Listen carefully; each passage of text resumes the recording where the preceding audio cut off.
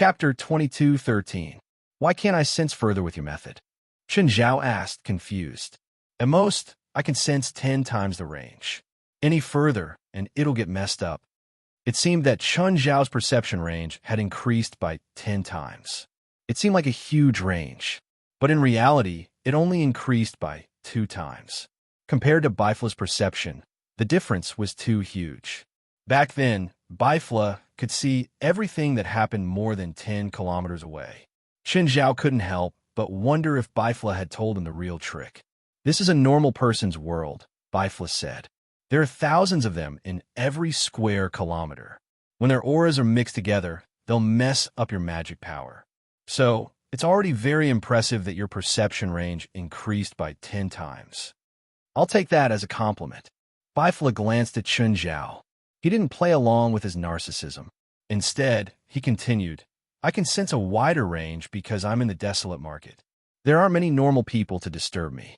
There are at most a few spiritualists in a square kilometer. Their auras are more obvious and easier for you to sense. In other words, the trick of this perception spell is that normal people are more hidden and harder to detect, while spiritualists are easier to detect. You can say that. Of course, if there aren't many, you can still sense them. But if you want to use this spell to find a normal person in a certain range, it'll be very difficult. When will the desolate market open again? I plan to try it in the market. Tonight. Bifla glanced at the time. There's less than 3 hours until the second opening. Just then, Bifla's phone rang. After a call, Bifla put down the phone and said, Our tickets have been changed. What do you mean? The first ticket to the Wasteland Fair was to use the blood of those criminal groups to open the entrance. This time, to open the entrance, we need the blood of a specific target. A specific target? The organizer found a group of professional killers in Istanbul. We need to find and kill them and then extract their blood. I'm starting to suspect that the organizers are using us to kill their targets, Chen Zhao said, annoyed. I hope they won't ask us to kill some politician. You said that the organizers are using us to gain some benefits. I don't doubt that. Anyway, they have a history of doing that, Bifla said. But do you think they really dare to let us kill some politicians? Let's not talk about whether we can do it or not. As long as they dare to make this request, they will probably enter the hunting blacklist first. The 3 chairmen of Holy Glory all have big families and businesses. They don't have the courage to joke around with their family business. But how do we find the assassins you mentioned? Do you have any clues? Kelly had always believed that flags shouldn't be raised randomly. Take herself, for example. Back then, she thought that she had accumulated enough money to retire from the assassin world. But in reality, she rested for 2 years, and then all her savings were depleted. In the past, she had only calculated the consumption power of ordinary people. She had obviously underestimated her desire to buy. With her vision from 2 years ago, the money she had saved up was definitely a huge sum. But today, 2 years later, she found that the prices of goods were really fucking expensive.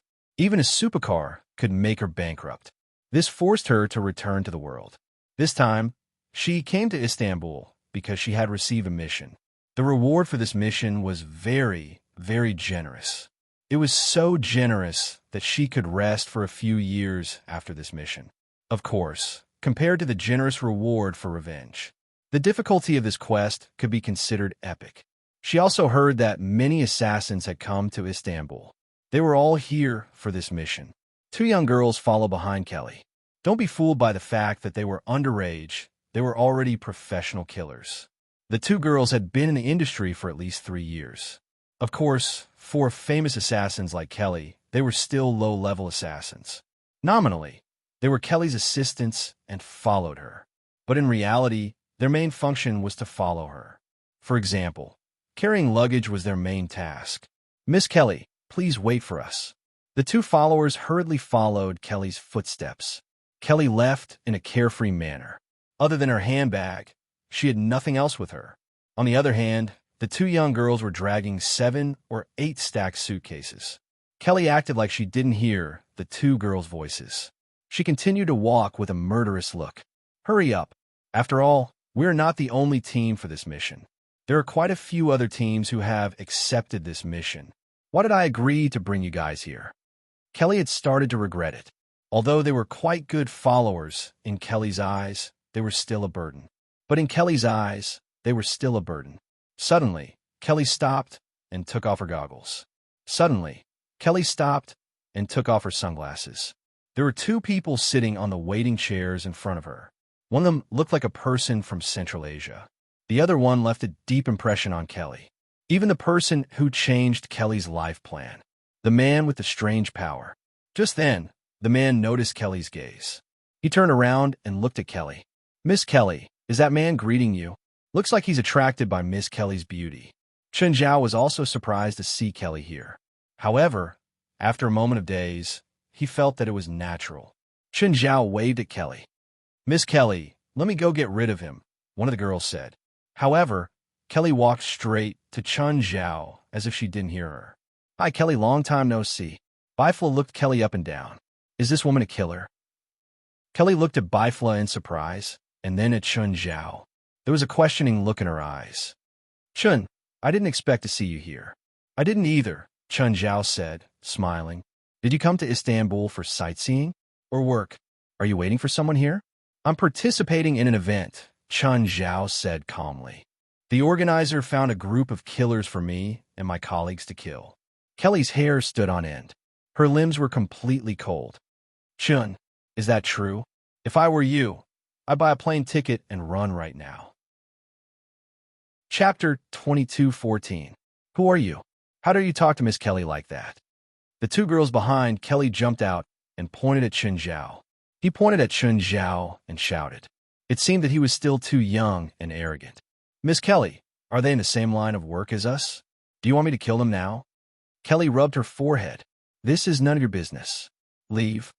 The two girls were still unwilling. They glared at Chen Zhao and Bifla. "Then what are you doing here?" Kelly looked at Chen Zhao. "Hunting. You're one of our prey. Of course, due to our past relationship, I'll let you live." "Are you serious?" "Of course. Do I look like I'm joking? What if I reject your request?" Kelly's body tensed up. She didn't know what Chen Zhao would do. She even felt that there was something wrong with the information Chen Zhao had provided. They were all assassins. Professional assassins. And the best kind. What kind of person would treat them as prey? Wasn't he afraid of shooting himself in the foot? "Since you don't want to leave, it's better to die in my hands than in someone else's hands. Don't you think so?" Kelly's expression darkened. She aimed her bag at Chen Zhao. "What do you think is in my bag?" The two girls also took out their weapons. One of the girls took out a transparent and thin metal wire. If it was wrapped around someone's neck, it could cut open their throat. Moreover, it could easily be taken through security. The other girl used a hair clip. With a few folds, her hair clip turned into a sharp dagger. It wasn't made of metal, but in terms of damage, it was no different from a metal dagger. They were young, but they'd been in the industry for at least 3 years. They were used to killing. They were also very familiar with their jobs. "Chen, I don't really want to be your enemy, but that doesn't mean I'll let myself be captured." Chen Zhao looked at Kelly, wondering if he should just kill her. After all, Kelly was the first person who'd made him experience death. After that, no one could bring him to the brink of death. Of course, if it was the current Chen Zhao, he'd probably make her taste like a human can. But it had been a long time. Chen Zhao didn't have any other feelings for Kelly. What's more, they even had a conversation after that. At least, Chen Zhao didn't treat her as an enemy. He didn't want her to be treated like a human can. "Fine, this is my advice to you. If you don't want to listen, then forget it. Also, there's nothing in your bag, so you don't have to pretend in front of me." Chen Zhao shrugged. "Chen, if you don't want to kill them, let's change targets. I found 2 more prey.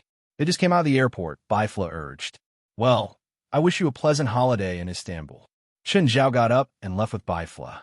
Kelly and her 2 minions got into the rental car. "Miss Kelly, why didn't you let us kill those 2 guys directly?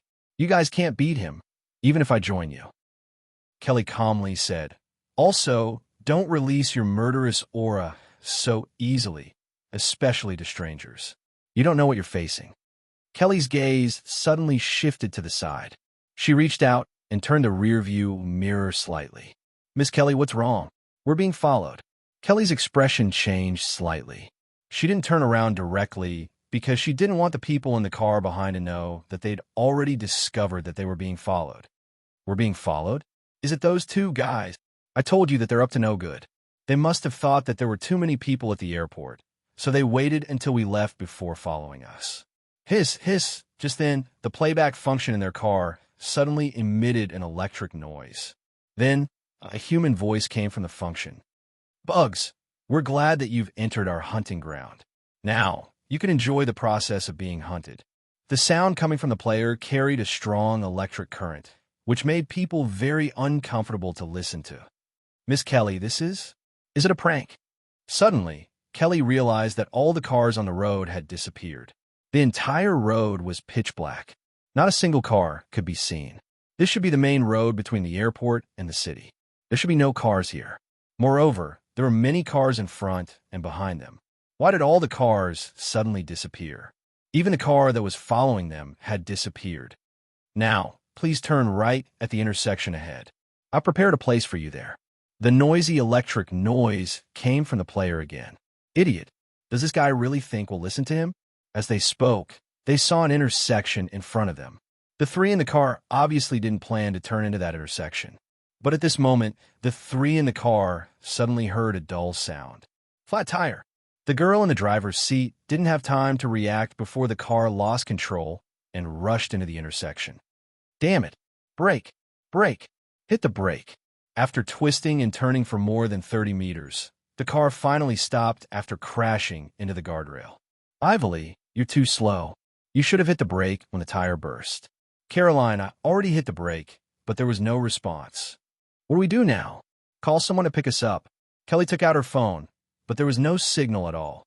Do you have signal on your phones? Mine isn't. Mine isn't either. Let's go to the intersection and wait for the passing cars. Intersection. The three turned in the direction of the intersection, but they realized that it was a straight road. There was no intersection at all. What's going on? Didn't the car just pass the intersection? Why can't we see the intersection? Kelly frowned. She faintly sensed that something was amiss. Let's go back. Kelly immediately made a decision. Then what about our luggage?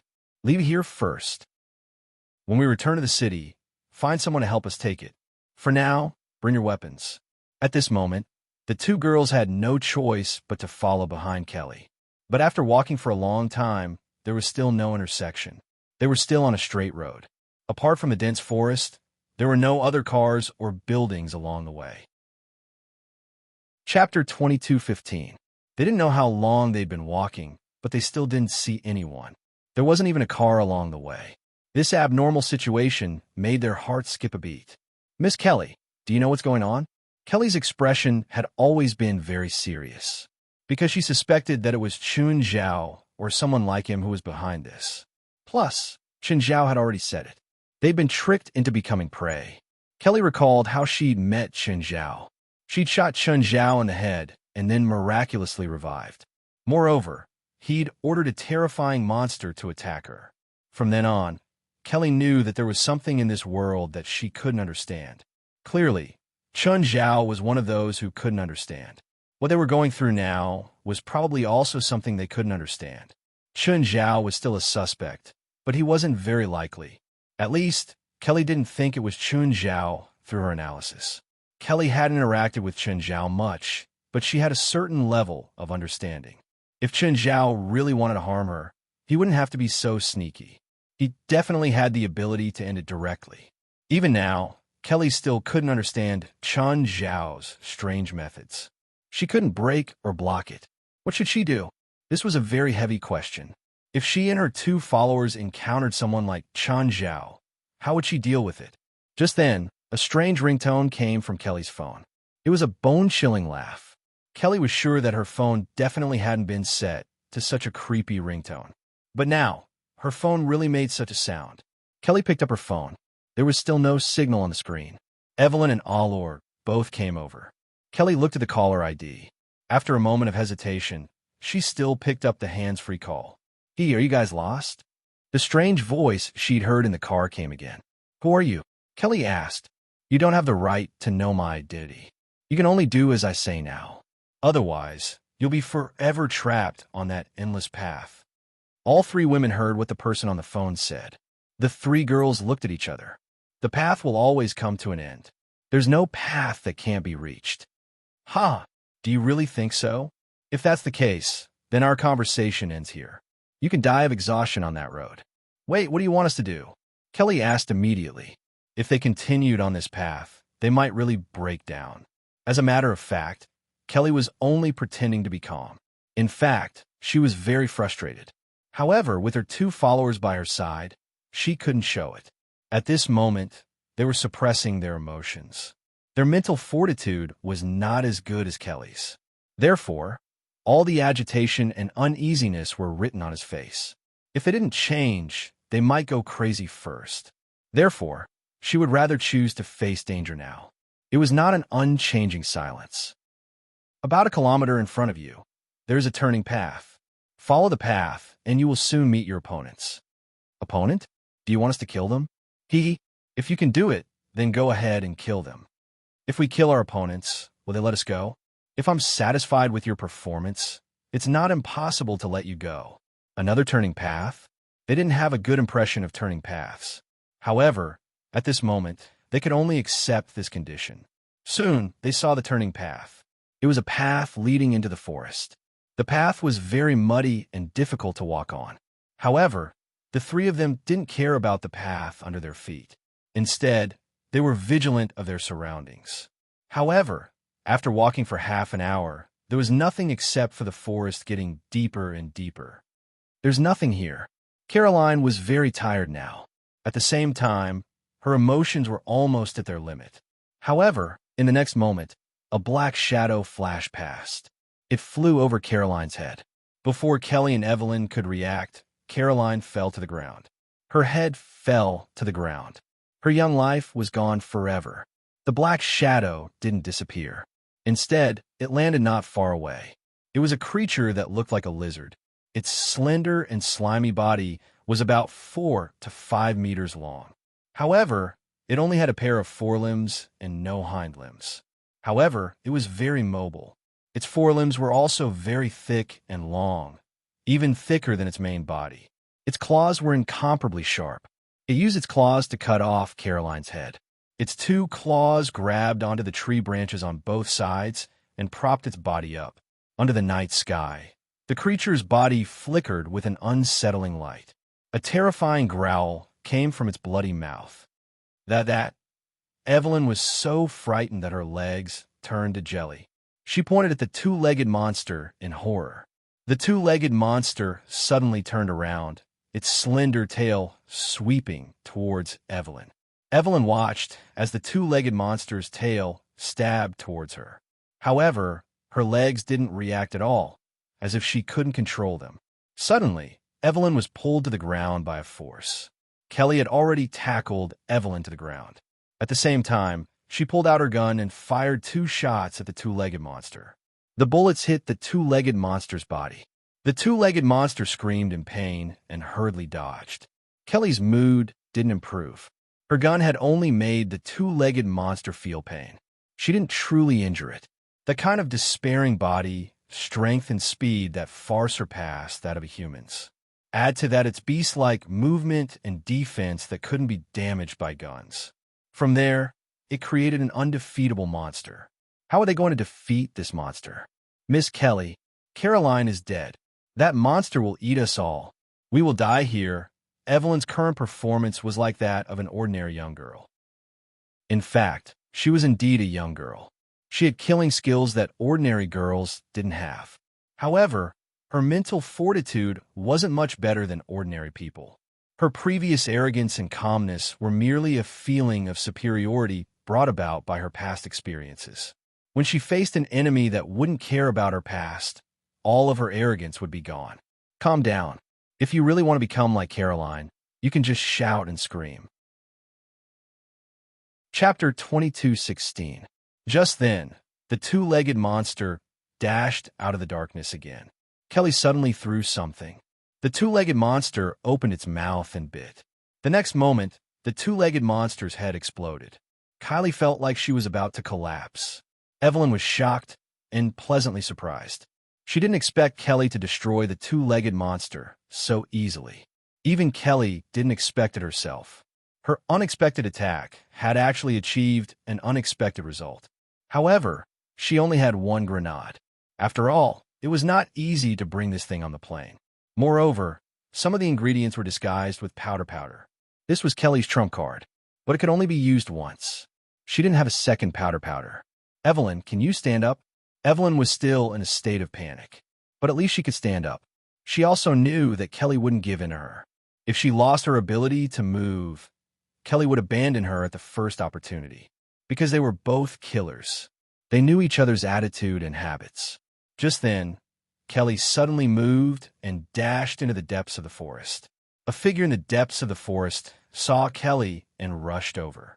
He turned and ran, but he couldn't catch up to Kelly. Kelly threw herself at the man and knocked him to the ground. The person wanted to resist, but Kelly stuffed the muzzle into the person's mouth. Try moving another one and see. It was only then that Kelly saw the man's face clearly. It was a man in his 30s who looked ordinary. If he were on the street, he wouldn't attract anyone's attention. Don't kill me, the man mumbled in fear. You're the one who trapped us here, right? Kelly's eyes glinted fiercely. What are you talking about? The man looked confused. I'm trapped here too. You too? The man nodded. Me too. Pa. Kelly only thought for a moment, and the next moment, she gave the man a slap. I remember your voice. Even though you changed your pitch through voice changing, a person's voice wouldn't change. It's you. Kylie snorted coldly. The man panicked even more. He didn't expect that the woman he saw as his prey and toy would actually take the initiative. Not only did they kill his pet, but they also took him hostage. If you kill me, you'll never be able to leave this place. The man no longer hid his intentions and threatened them directly. Kelly laughed. A threat from someone who was being held hostage was the funniest thing in the world. Bang! After a gunshot, Kelly shot through the man's left thigh. The man screamed and tried to cover his bleeding thigh. This shot also made Kelly understand that these special people were not completely invulnerable to firearms. She had been worried that everyone would be like Chun Zhao. To be able to stand up after having his head blown off and still in perfect condition, she could just shoot herself in the head. I have plenty of ways to make you talk, and I have enough time, Kelly said calmly. What do you want? The man gave in directly. He had never been a warrior. Even in battles, he was used to hiding behind the scenes and using small tricks to obtain victory. So, when the pain came, his sense of superiority toward ordinary people instantly disappeared. I want to know everything, Kelly said. Your goal, and whether my mission this time is a trap. Since you already know, why ask? The man tried to reply calmly. However, the pain in his thigh made it hard for him to calm down. I want to know more, Kelly said with a dark expression. You're the prey of those important people, and this is all a game to them. No one could treat me as prey. If they think this is a game, I'll make them pay, Kelly said decisively. At this moment, her heart was filled with endless anger. Do you really think that you could defeat those important people just because you beat me?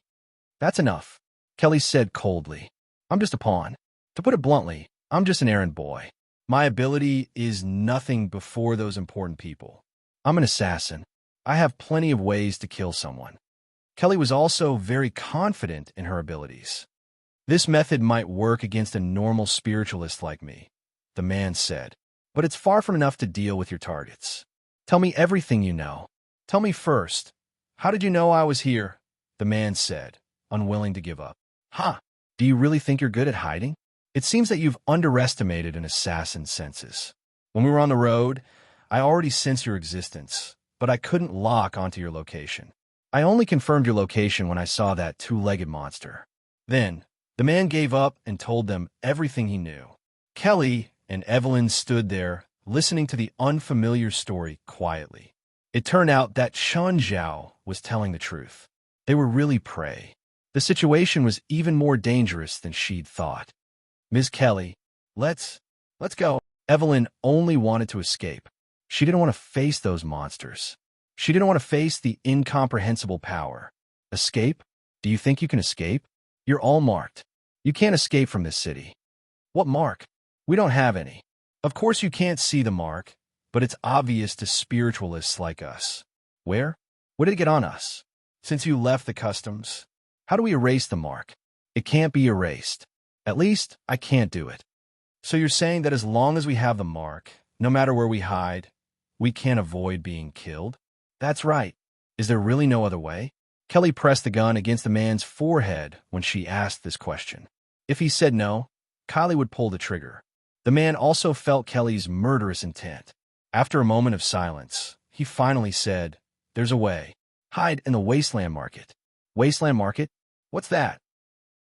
It's a training ground for spiritualists, but also a battlefield. Chapter 22:17. How do we get there? Kelly asked. Revenge and whatnot could be done anytime. But this was definitely not the time. Even in this situation, Kelly's mind was still clear.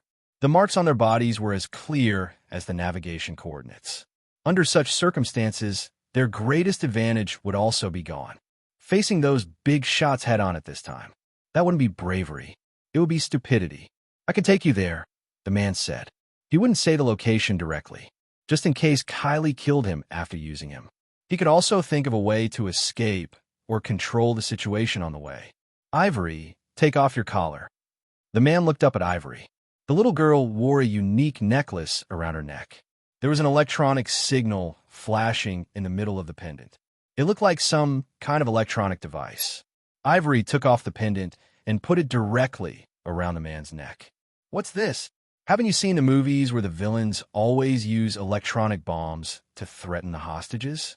The man wanted to muster up his courage to mock Kelly and show that he didn't believe it was a bomb. But thinking of her identity, he immediately backed down. They were assassins. Blood dripped onto an obscure magic circle. The magic circle raised a magic door. It wasn't Mato Shinji's first time encountering magic, but she was still surprised. No matter how many times she saw it, this scene would still be unbelievable. Ruik Des dropped the corpse of the assassin in his hand. This corpse was the last of its value. "You can go in now." After getting Ruik Des's permission, Mato Shinji stepped into the magic door. The next moment, the world turned upside down and the stars moved. When Mato Shinji opened her eyes again, the whole world had changed dramatically. A moment ago, it was still a seductive night. The next moment, it was half white. They were originally in an abandoned temple, but now they appeared on the rooftop of a building. Ruik Des followed closely behind. "Mr. Des, where is this?"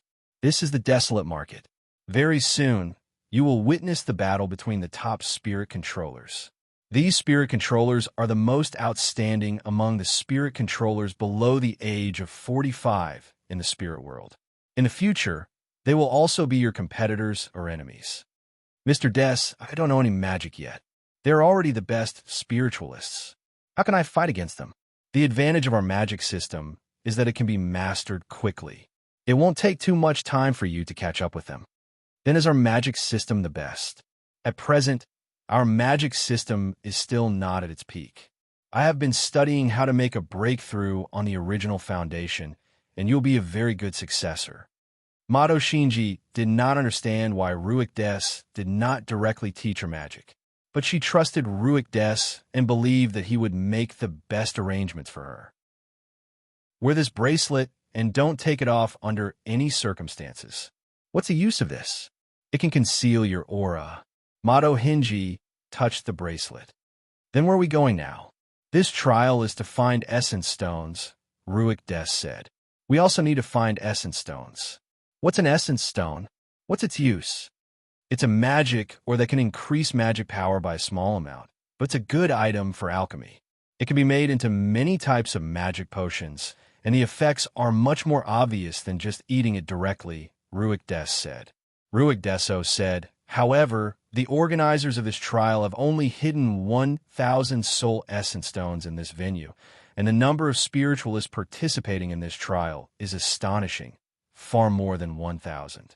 Therefore, this place will soon become a battlefield, and everyone will become our enemy." "Essence stones are rare," Biflis said. "According to the market price, a standard essence stone is about $1 million. You said there are 1,000 essence stones here?" In other words, soul essence stones worth at least $1 billion are placed here? Chun Zhao's eyes lit up. He seemed to be eager to try. Our perception is useless. If we were to be found so easily, then this trial would be meaningless. After all, among so many spiritualists, there are spiritualists with sharper perception than us. If we can find the spirit essence stone purely by relying on perception, then it won't be fair to the other participants. Bifilus said, moreover, there are a large number of fake soul essence stones. This will be a long and difficult trial. Let's not ruin the fairness of this trial. The organizer let us in, Chun Zhao said, unconcerned. They should be prepared for us to break the rules. Bifilus couldn't refute Chun Zhao's words. In fact, he agreed with Chun Zhao.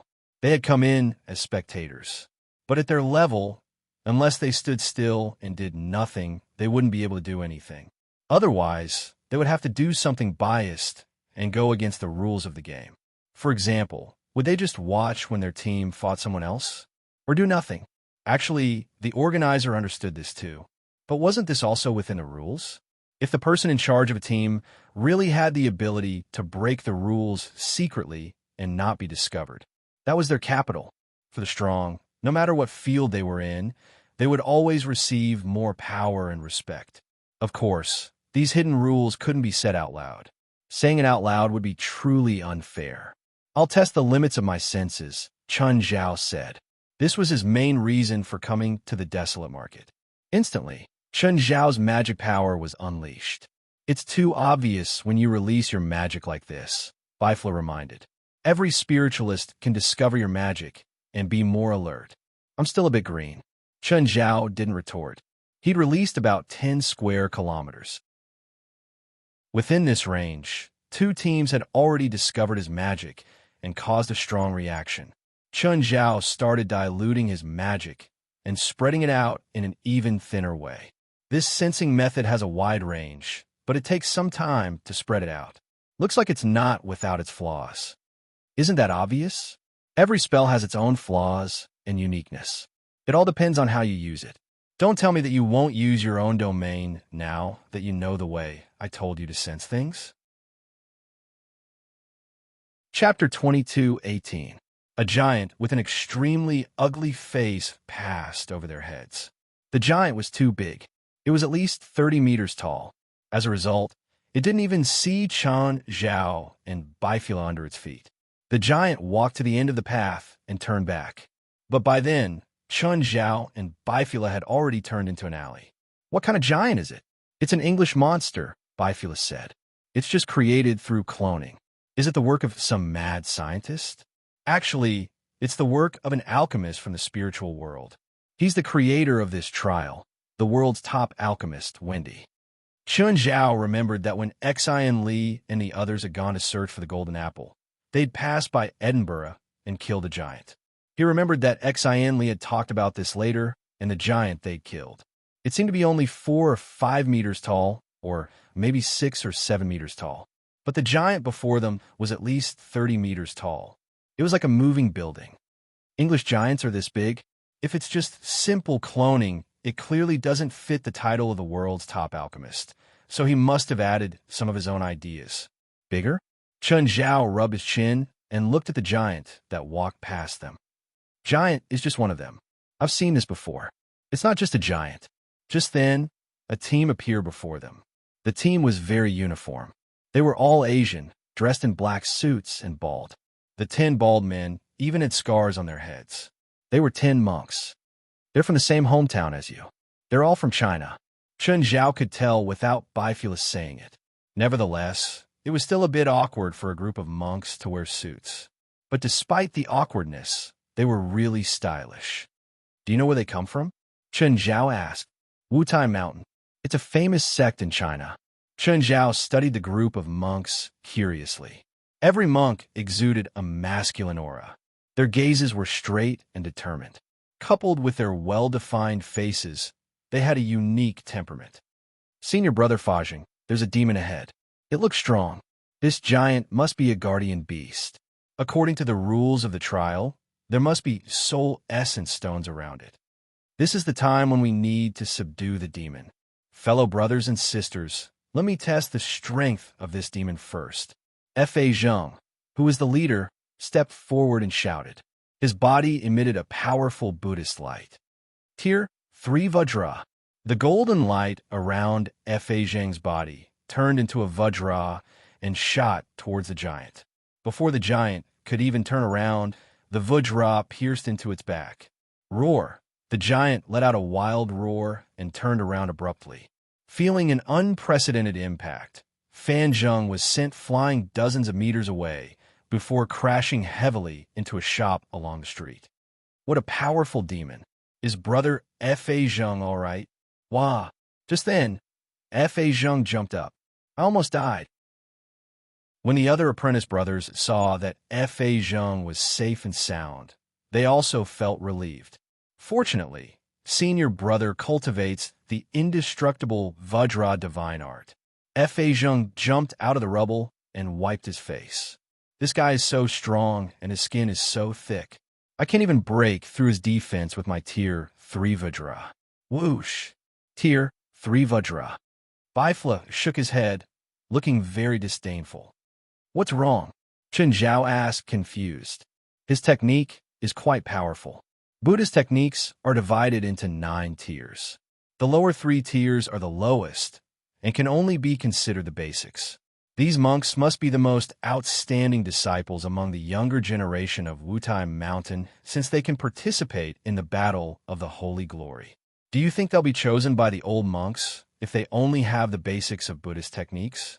That's why I shook my head. They underestimate the spiritual world too much. They clearly have more powerful techniques, but they still hide them. They think it's unbelievable that someone can block a Tier 3 technique. Don't you think they're arrogant?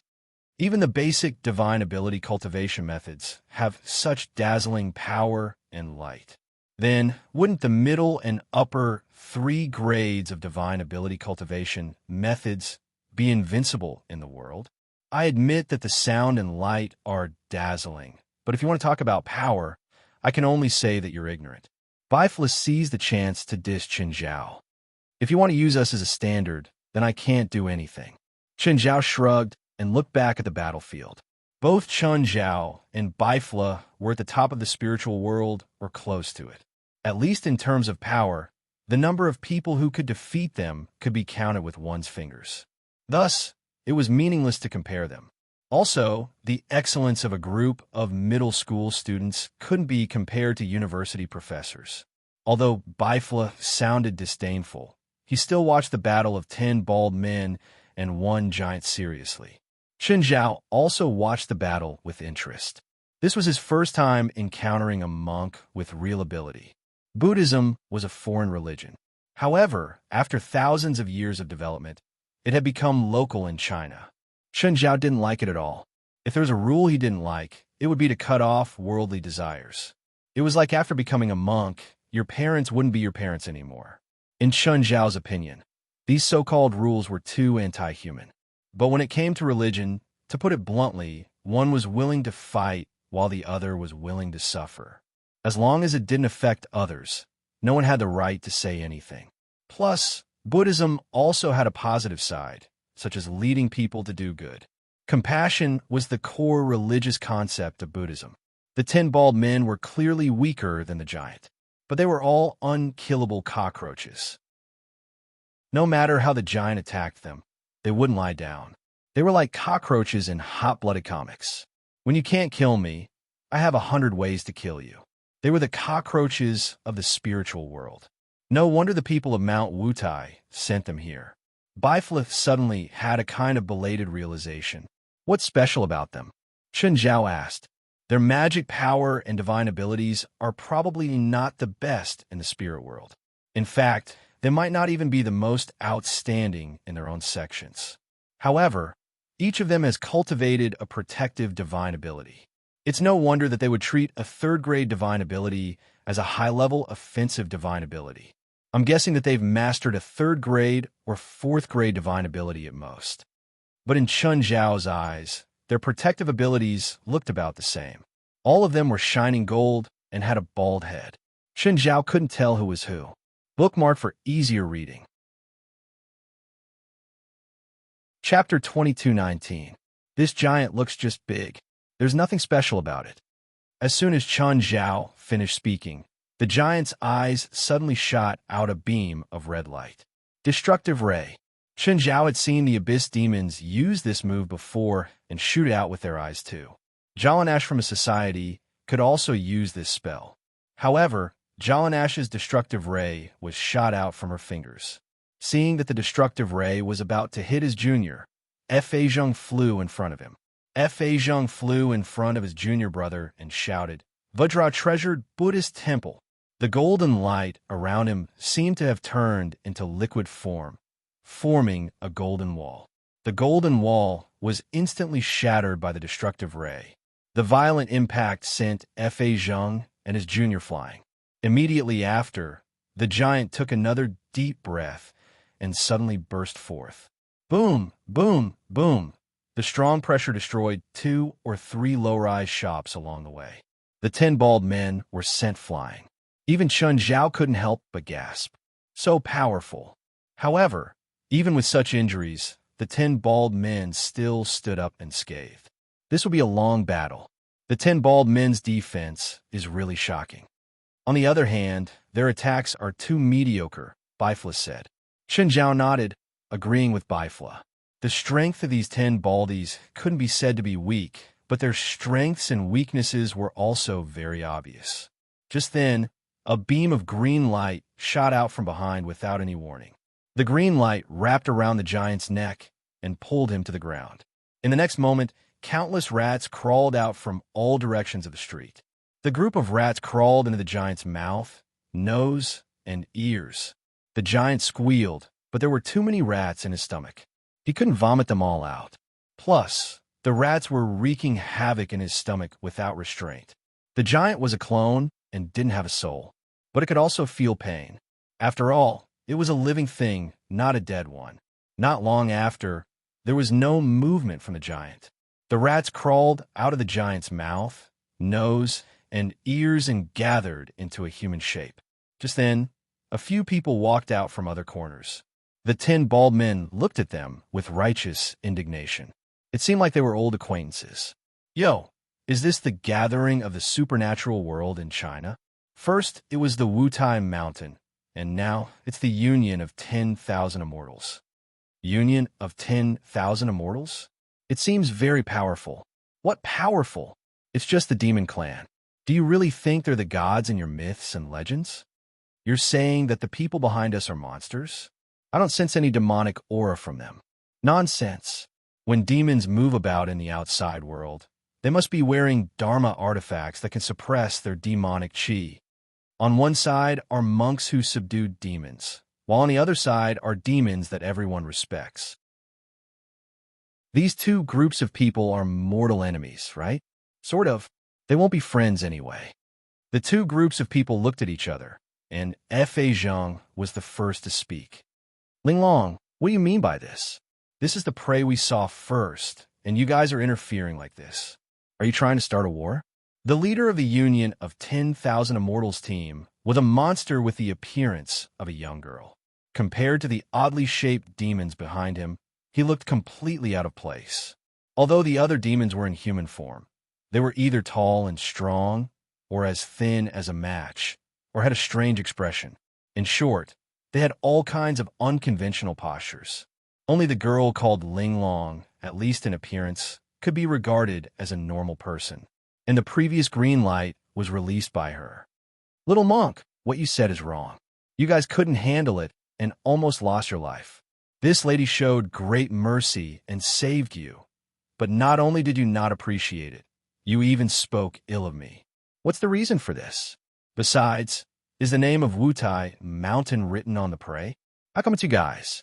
Or is there a rule in the battle of holy glory that we can't snatch other people's prey?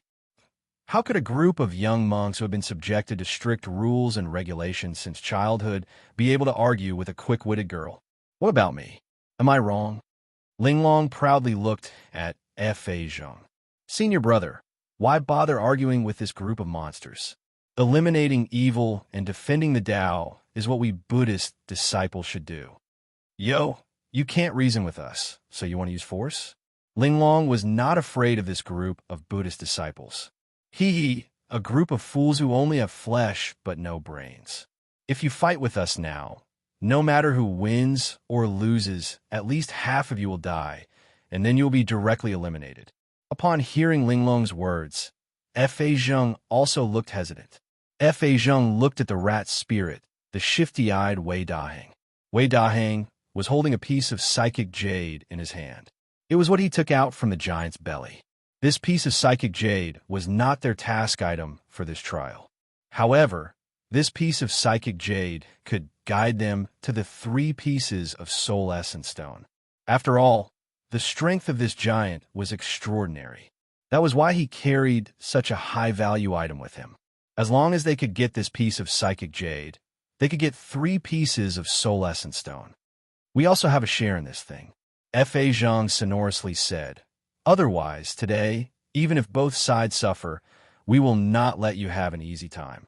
The people from a union of 10,000 immortals also hesitated. They didn't want to fight with a bald donkey. They could be considered old acquaintances. It wasn't that they were weaker than the bald donkeys from Wutai Mountain. They were really difficult to deal with.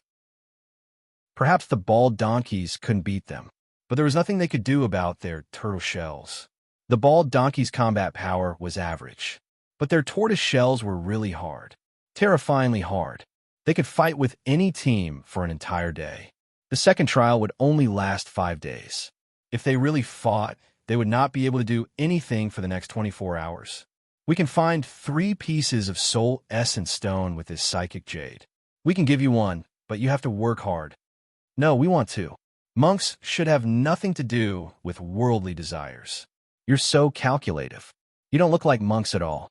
Chun Zhao and Biflo were still standing in the alley. What kind of monster is that little girl? One old-fashioned tone. Don't tell me you're an old demon. She's definitely not as young as she looks, Biflo said. But she's not as old as you think, either. She should be some kind of monster transformed from spiritual chi. So she's a divine beast? Not a divine beast, but higher than regular monsters. She's a spiritual beast. I think she's a water beetle. I want to catch her as a pet for my daughter. 9 Heavens Divine Emperor. Chapter 2220. I've heard of Baizé, but not the water bug. It's a poisonous monster that lives in the mountains and rivers. Are you sure you want to catch it for your daughter, as a pet? Then forget it. Chun Zhao had heard that the water bug was poisonous. Considering the safety of his family, he gave up. Suddenly, Exquisite looked at the shadow where Chun Zhao and Biflo were standing. But there was nothing there apart from darkness. Exquisite didn't see anything. She was very sure that there was something there that made her very uncomfortable. Let's go. Exquisite didn't want to face this feeling. She just wanted to leave. More accurately, she wanted to escape. That little monster's senses are really sharp. It's a spiritual beast, after all. It's a creature born from nature. It's born with a sense of danger. Plus, you don't hide your evil intentions at all. I'm just saying. While the two were chatting, the team from Wutai Mountain and the alliance of 10,000 immortals had already left. Although the 2 teams were hostile to each other, they still maintained restraint. Let's follow them. I want to see if they'll do anything to each other. Chun Zhao was very interested in the 2 teams. Let's keep some distance. That little monster has already sensed us. It'll probably be more cautious along the way. Even at Chun Zhao and Bifla's level, they couldn't truly become invisible. Their invisibility was a kind of perceptual or visual deception. Of course, invisibility spells did exist in the spiritual world, but there were all sorts of flaws, such as not being able to hide their auras. So, under certain circumstances, it was possible for others to discover Chun Zhao and Bifla's tracks. So, Chun Zhao and Bifla still had to be careful.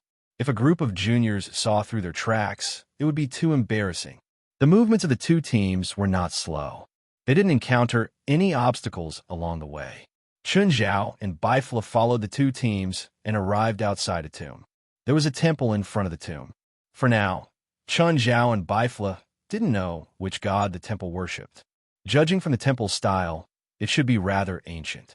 It didn't belong to Norse or Greek mythology. Bifla, can't you tell which god's temple this is? I don't know, but judging from the size of the tomb behind the temple, it should be an emperor from the Byzantine Empire. Bifilus said, "Of course, this is only a mirror image of the real world. This is not the real tomb of the Byzantine emperor." The two followed the two teams to the tomb. Chun Zhao and Bifla also saw the name on the tomb. Theodosius. You know this emperor? The Roman emperor of the 4th century was called Theodosius. This place used to be the emperor of the Byzantine Empire, right? The Byzantine Empire was a name introduced by historians in the 17th century to distinguish the ancient Roman Empire from the Holy Roman Empire. At the end of the 4th century, Theodosius I divided the huge empire into two and gave it to his two sons to rule. The two empires were divided into the Eastern Roman Empire and the Western Roman Empire. The Eastern Roman Empire was later known as the Byzantine Empire. So this tomb is the original ruler of the Eastern and Western Roman Empires. First of all, your statement is not accurate. The Roman Empire was not founded by him. It was just divided by him. Secondly, the name Theodosius was not uncommon in ancient Rome. Even today, there are still several aristocrats in the population and system. So for the time being, it is impossible to confirm that this mausoleum is the mausoleum of Theodosius I. Moreover, Theodosius' mausoleum has already been discovered. The ancient emperors of China all liked to have many tombs. Maybe the tomb that the public thinks is fake. That makes sense, but neither you nor I are historians, so whether it's true or not means nothing to us. However, when Chun Zhao and Bifla followed them into the tomb, they realized that there was a strong, rotten smell. There seems to be something unclean here. Isn't that normal? Since they found this place, it means that they're here for something. The locations of the soul stones in the entire wasteland market are all decided by Wendy. It's not strange that he'd hide something here. The underground space of this mausoleum is huge. Is this Theodosius I trying to create an underworld dynasty like the first emperor of ancient China? Let's not talk about whether Theodosius I knew about the first emperor. The underground maze was designed and built according to the direction of a magic array. What kind of magic array is this? How would I know? Aren't you called God's messenger? There's actually something you don't know. I'm a messenger, not a god. I'm not omniscient and omnipotent. As the two spoke, the stone bricks on the ground began to be lifted up one by one. The rotten knights in armor stood up one by one. Their armor couldn't completely resist the corrosion of time. It became extremely rotten. The parts that were exposed were dark blue spiritual bodies. Wow, I'm so scared. Little Baldy, hurry up and clean these things up. Tinkle pretended to be frightened, but she looked at F.A. Zhang with a smile. Don't you know how to do it yourself? F.A. Zhang said unhappily. These are all Einherjar knights. They were people of great merit when they were alive. Their souls willingly stayed here after death to show their loyalty. If we do anything, they won't be able to reincarnate. Are you sure you want us to do it? What were Einherjar knights? They had noble and firm willpower. Moreover, they had to be willing to become Einherjar knights. Although they were dead, they didn't disappear. Instead, they would remain in this world forever. Until the day their armor was completely eroded by time, their souls would truly return to the heavens. F.A. Zhang's face darkened. These Einherjar knights weren't bad people from any perspective. Therefore, only they were suitable to help these Einherjar knights break free from their armor and be enlightened. Of course, F.A. Zhang and the others didn't rely on chanting scriptures. They relied on their golden fists. Although there were many Einherjar knights in the passageway, their strength was just passable. They couldn't stop the two teams at all. They couldn't even stop a single person. Chapter 22-21. It wasn't a smooth journey, but the two teams didn't encounter too many obstacles. They quickly found a soul essence stone. Apart from the Einherjar knights along the way, there were no other dangers. Everyone was dazed. Ended just like that? Even Chun Zhao and Bifla were greatly disappointed. The intense battle and danger they'd anticipated didn't appear. They'd explored less than 1/10 of the entire underground palace. Isn't it too easy? The psychic jade guided us. Of course it's easy. Exquisite glanced at F.A. Zhang and said matter-of-factly, if we didn't have the psychic jade, do you think we'd be able to find such a hidden place? But the Einerjar Knights along the way aren't on the same level as that giant. That giant provided the psychic jade. Its value isn't even on the same level. Just then, the rat demon Wei Daheng said, Exquisite, this underground palace is huge. There might be many good things hidden. Why don't we explore a bit more? This place doesn't give me a good feeling, Exquisite said. There's danger here. The other demons had great trust in Exquisite's senses. In fact, animal-type monsters all had very sharp senses. However, Exquisite was the sharpest one. Actually, we've never gotten out of danger, Exquisite said. Hidden in the darkness, Chun Zhao and Bifla glanced at each other. This little monster's senses were so sharp. They'd already been very careful, but the little monster still sensed danger. You mean someone's following us? F.A. Zheng asked in surprise. At the same time, he and his fellow disciples started looking around, trying to find the stalker. Suddenly, Wei Daheng yelled, Found it! Chun Zhao and Bifla suddenly heard a mouse under their feet. The two looked down. A mouse had run under their feet without them knowing. Instantly, 20 people surrounded Chun Zhao and Bifla. Chun Zhao and Bifla glanced at each other and saw the helplessness in each other's eyes.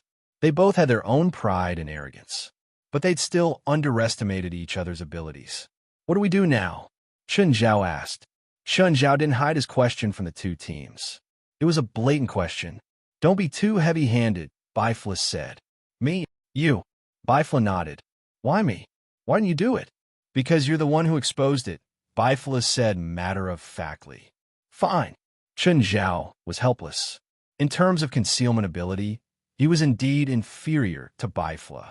Bifla could even stand in front of others without being noticed. Just this ability alone was enough to impress Chun Zhao. At least, he couldn't do it himself. He didn't even understand the theory behind it. An ability to be ignored by others. This ability should have nothing to do with invisibility spells. Perhaps it was an illusion or a spell to deceive one's senses. These two fellows are very dangerous. We must be careful, Ling Long reminded. Although she sensed the danger from Chun Zhao and Bifla, she still felt that Chun Zhao and Bifla were dangerous. However, she did not intend to back down, because the feeling of danger was very general. It wasn't a clear number. It was as if a child holding a gun was dangerous. Or perhaps there was a giant dragon standing in front of him, which was equally dangerous. Although Exquisite could sense the danger they posed, the level of danger they posed was far from enough to make her panic. Moreover, their two teams had 20 people. There were only 2 of them. So, Exquisite thought that there might be some danger, but they could definitely deal with it. Chun Zhao took a few steps forward and walked to the center of the encirclement. Bifla took 2 steps back and even made an inviting gesture. Ignore me, Bifla said, smiling. Just treat me as a spectator. Exquisite moved her feet slightly and moved behind Chun Zhao. Then, she spat out a green poisonous gas toward Chun Zhao's back. However, the gas dissipated before it could even get close to Chun Zhao. A Wutai mountain disciple charged toward Chun Zhao. The disciple shone with golden light and yelled, Almighty Dragon of Heaven! The golden light seemed to transform into a golden dragon. It followed the disciple's momentum and charged toward Chun Zhao. Everyone saw Chun Zhao stand where he was with his arms hanging low, as if he'd given up. They all thought that Chun Zhao had really given up, but it was understandable. After all, there were only 2 of them. Moreover, one of them had kept himself out of the fight. This meant that he had to face 20 people alone. Moreover, they weren't normal people either. They were spiritualists, and they were outstanding spiritualists. To some extent, they could be considered the top in the spiritual world. However, what happened next made everyone's jaws drop. Chun Zhao raised his hand and grabbed the bald guy's neck, lifting him into the air. Everyone stared at Chun Zhao, stunned. How was that possible? Chun Zhao didn't use too much force. Instead, he casually tossed the bald guy back to his fellow disciples. Although the fall was a little heavy, it didn't cause him much injury. Did you see what spell he used? A big bronze-skinned man asked. No, he didn't use any magic just now. It's pure physical strength. Exquisite shook her head. So he's an enhancer? The big guy's eyes were filled with eagerness. Let me compete with him and see who's stronger. Old Bull, your body isn't as strong as his. Look down on me. The monster called Old Bull was unhappy. Kid, watch my power. With that, a pair of horns grew out of Old Bull's head. He charged at Chun Zhao like a raging bull. Chun Zhao grabbed the horns with one hand and swung his arm, sending Old Bull flying. Just then, the three monks suddenly pressed their palms against each other's backs. The monk at the front shouted, "Level 5 Buddha's palm." Chun Zhao turned his head. The Buddha's palm was somewhat similar to his fist. The Buddha's palm landed on Chun Zhao. This time, it wasn't dissolved by his elemental constitution. The impact was very strong, but that was all. Chun Zhao's body only shook a little. Everyone was dumbfounded. How could that be? Just now, the three monks had stacked their powers. The stacked power was definitely much greater than a full-powered attack from three monks. But when it hit Chun Zhao, he didn't react at all. You've been fighting for so long. Even if it's a round game, it should be my turn, right? Chapter 22. Be careful, Exquisite reminded everyone. This guy is very strong. It was obvious that Chun Zhao was planning to fight back. Perhaps Chun Zhao didn't go all out earlier. This gave Exquisite and the others inexplicably courage and confidence. Suddenly, a smile appeared on Chun Zhao's face. Bang! In an instant, Chun Zhao pierced through the entire formation. 2 teams of 20 people were sent flying in an instant. Chun Zhao still didn't go all out. However, they were still injured quite badly by this attack. Everyone clutched their heads or their chests, moaning. I hope you can learn from this and pick a good opponent. It'll help you go further, Chun Zhao said, clapping his hands before the 20 people. Their faces flushed from Chun Zhao's words. To them, this was an unprecedented crushing defeat. However, Chun Zhao also made them feel helpless. The sense of defeat made them unable to resist. Let's go. Chun Zhao turned back and looked at Baifla. Chun Zhao and Baifla were about to leave when the tunnel around them suddenly twisted. The two paused and glanced at each other. Did you do this? Or did they do it? It's not me. I don't know how to twist space. Chun Zhao wasn't unfamiliar with this kind of magical wave. This was spatial magic.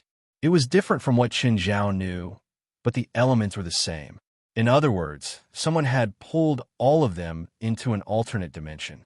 Chun Zhao furrowed his brows, because Desolate Market was an alternate dimension to begin with, opening another alternate dimension on top of the existing one. The mastery of spatial magic and the level of magical power were both extraordinary. At this moment, the surrounding space turned into a vast plain, and the sky was dark without the light of day. Amidst the flying dust, an army slowly appeared. The army was completely made up of spirit knights. Moreover, they hadn't been eroded by time. Compared to the spirit knights from Wutai Mountain and the alliance of 10,000 immortals, they were even more majestic and imposing. There were also 3 heroic spirits of the generals. In front of the 3 heroic spirits was a king with a golden sword in his hand and a crown on his head. F.A. Zheng, Exquisite, and the others were all shocked by the scene before them. Where is this? Who are they? I am Theodosius, the great Roman emperor, the guardian of the Holy See, the son of Belius, the supreme commander of the valiant souls, the holder and possessor of the Magadite. The crowned king began to recite his title in an endless stream. There were at least 20 of them in total. He didn't understand most of the titles anyway. He only understood the titles and statuses of the emperor and the commander-in-chief. Baifla, can you understand me? It's enough to hear the first few titles. The latter ones are all empty titles. Some were given to him by other European kings or emperors at that time. Of course, he also gave many such titles to others. The Holy See should be referring to Odin in Norse mythology. To put it bluntly, the guardian of the Holy See is the identity of the god's bodyguard. In Norse mythology, there are many positions of gods. He is also the first emperor of Europe. It is said that he once ruled all of Northern Europe. There is even a saying that only those who have his bloodline can become the king of a country. Did he drag us into this to fight with us? Obviously. Bifla also shrugged helplessly. On the other side, F.A. Zheng and Exquisite glanced at each other. What do we do? What else can we do? Fight, of course. Do you think we can negotiate with them?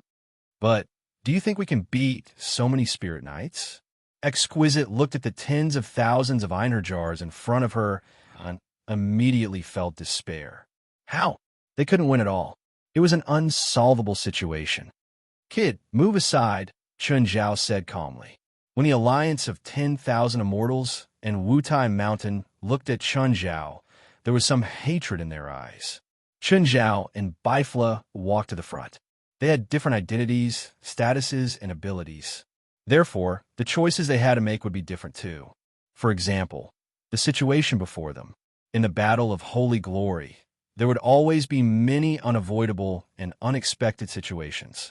In a situation like this, if people of their status were here too, under normal circumstances, they would have to help the participants of the battle of Holy Glory.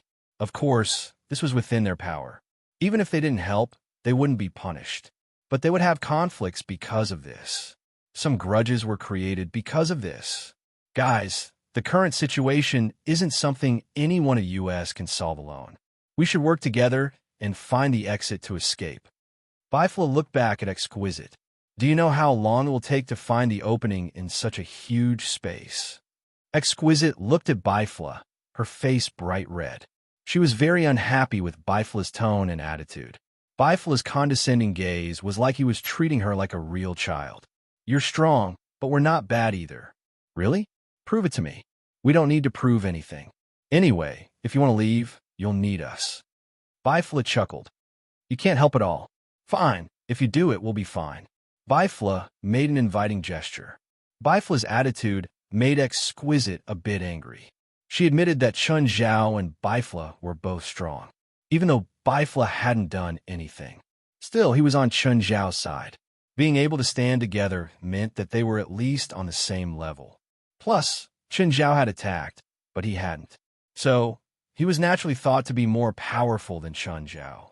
Just then, Theodosius pointed his golden sword at Chun Zhao's group. A square formation of Einherjars stepped out. There were 200 of them. The Einherjars got into formation. Under Theodosius's command, the Einherjars charged at the group. Exquisite's expression changed drastically. Defend. She didn't need to say anything. Everyone knew the severity of the problem. The Einherjars were different from the scattered and decayed Einherjars from before. This heroic spirit knight phalanx was different from the scattered and decayed heroic spirit knights from before. The Einherjars were different from the scattered and decayed Einherjars from before. Moreover, the 200 Einherjars gathered together were like a huge spear that pierced towards everyone. Golden light exploded from F.A. Zheng's body, and he yelled, "Brothers, help me!" The other 9 monks pressed their palms against each other's back. In the end, they poured all their power into F.A. Zheng's back. Chapter 22-23. Buddha's Palm. A gigantic Buddha avatar stood in front of the formation. It was 30 meters tall and shone with golden light. It lifted its right arm and slapped at the spirit knights. Hearing the name, Chun Zhao grinned. The name was a bit low. Bifla glanced at him. What's so special about the name? Nothing. Chun Zhao shook his head. But the Buddha's palm wasn't weak at all. In an instant, the vanguard of the Einherjar formation was smashed apart. 1/3 of the spirit knights were instantly destroyed. Then, the 10 monks ran out of magic power. If they were ordinary spirits, the number of killed would be 10 times higher. But the spirit knights weren't unclean spirits. They were created from the power of the holy element. Although it was a spiritual body, it had an extremely high resistance to the power of the saint type. Buddhist techniques and sacred light magic were 2 different systems, but their attributes were actually similar. Therefore, it was internationally recognized that Buddhist techniques were categorized as sacred. To the Einherjars, they were like fish in water, and the holy power was the water. How much water was needed to kill fish? So, the combined attack of the 10 monks from Wutai Mountain didn't achieve the effect they wanted. Of course, the loss of a third of the Einherjar Knights had disrupted their formation. The Spirit Knights reorganized their formation and the formation shrank. But their morale wasn't affected. Instead, it rose. On the contrary, after the 10 monks used the Buddha's palm, both their magic power and aura started to drop uncontrollably. The difference in power between the two sides was too huge. They were falling behind in all aspects. Basically, techniques and tactics couldn't be used anymore. Just then, the alliance of 10,000 immortals, led by Exquisite, stood up. The alliance of 10,000 immortals and Wutai Mountain were enemies. But no one could stay out of this. So Exquisite gave the command. There were also 10 people working together. They stood in a straight line and used all their magic power at the same time, pushing forward, toppling mountains and overturning seas. Instantly, a huge sandstorm rose in the barren land. A huge face appeared in front of the sandstorm. Roaring, it charged toward Chun Zhao's army of spirit knights. But at this moment, the Einherjars suddenly sped up. Every Einherjar's body erupted with a golden radiance. The golden light fused into one and turned into a giant golden spear that rushed toward the sandstorm. Crash! In an instant, the sandstorm was pierced through. Both sides were still covered in darkness, but the center was shrouded in brilliant golden light. The 10 people of the union of 10,000 immortals spurted out a mouthful of blood at the same time. The golden spear was unstoppable as it shot towards the crowd. The people of the union of 10,000 immortals and Wutai Mountain were already desperate. The difference was too great. Neither Wutai Mountain nor the union of 10,000 immortals felt the hope of victory. Suddenly, a fist descended from the sky and landed in the middle of the heroic spirit knights. Bang! In an instant, the entire Einherjar Knight phalanx was obliterated by the fist. The people from the alliance of 10,000 immortals and Wutai Mountain all opened their mouths and turned to look at Chun Zhao, dumbfounded. When Chun Zhao attacked, they all saw it, but he subconsciously ignored Chun Zhao's actions. Until that shocking scene, just now, only then did they react. One punch, just one punch. The 100 or so Einherjar Knights were shattered just like that. Only then did everyone realize that Chun Zhao hadn't used his true strength when he'd fought them before. I told you to step back. Bifla strolled over and stood next to Chun Zhao. Theodosius was enraged when he saw how easily his army was destroyed. Even though they were hundreds of meters apart, they could hear Theodosius's roar. A general in black armor charged toward them on horseback. When the general reached the center of the battlefield, he shouted, "Who will fight me?" The general gave off an unsettling aura. It wasn't evil, but it made people's hearts palpitate. That black-armored general is giving me a very bad feeling. Exquisite's face flickered. That black armor is made of black, profound gold. F.A. Zhang's expression was solemn. It is said to be able to survive doomsday magic, and it also has unparalleled physical defense. The entire armor is made of black, profound gold? Then what's the point of fighting? Even if all of us go up, we might not be able to break that turtle shell. What was doomsday magic? Simply put, it was world-destroying magic. Although there had never been such magic in the modern world. In the spiritual world, there had been theories about doomsday magic. A sage had once claimed that if the conditions allowed, there was a chance to use doomsday magic. Black profound gold was also known to be absolutely resistant to magic. No magic could corrode it or destroy it. Even world-destroying magic couldn't destroy the barrier made of black profound gold. Therefore, the appearance of the black-armored general made everyone despair. Even the top group of people in the spiritual world couldn't break through the armor made of black, profound gold. Not to mention them. Bifla glanced at the general. He'd planned to attack, but when he saw the general, he took a step back. "I'm not good at this kind of enemy.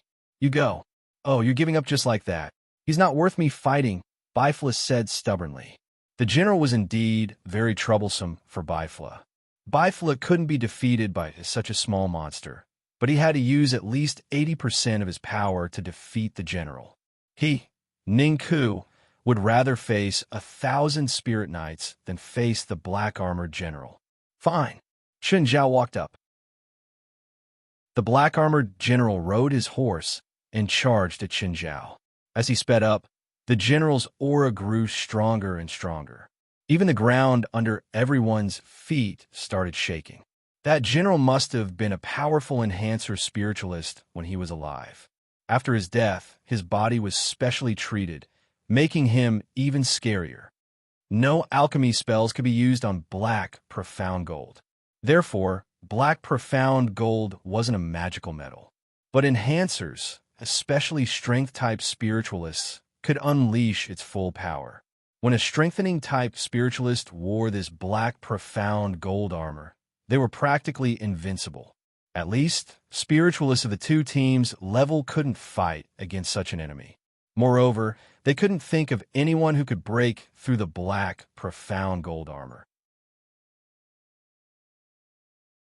Chapter 22-24. Facing the overwhelming aura, Chen Zhao also focused. Staring at the charging black-armored general. He slowly clenched his fists. It's here. Punch. The ground caved in, creating a 10-meter-wide crater. Everyone craned their necks to look at the bottom of the pit and saw that the previously majestic black-armored general was now completely deformed, especially the armor on its chest. It was completely dented and flattened. Everyone's expression froze. They thought that they'd seen wrong. That was black profound gold. Black profound gold wasn't completely indestructible, but it couldn't be created by humans.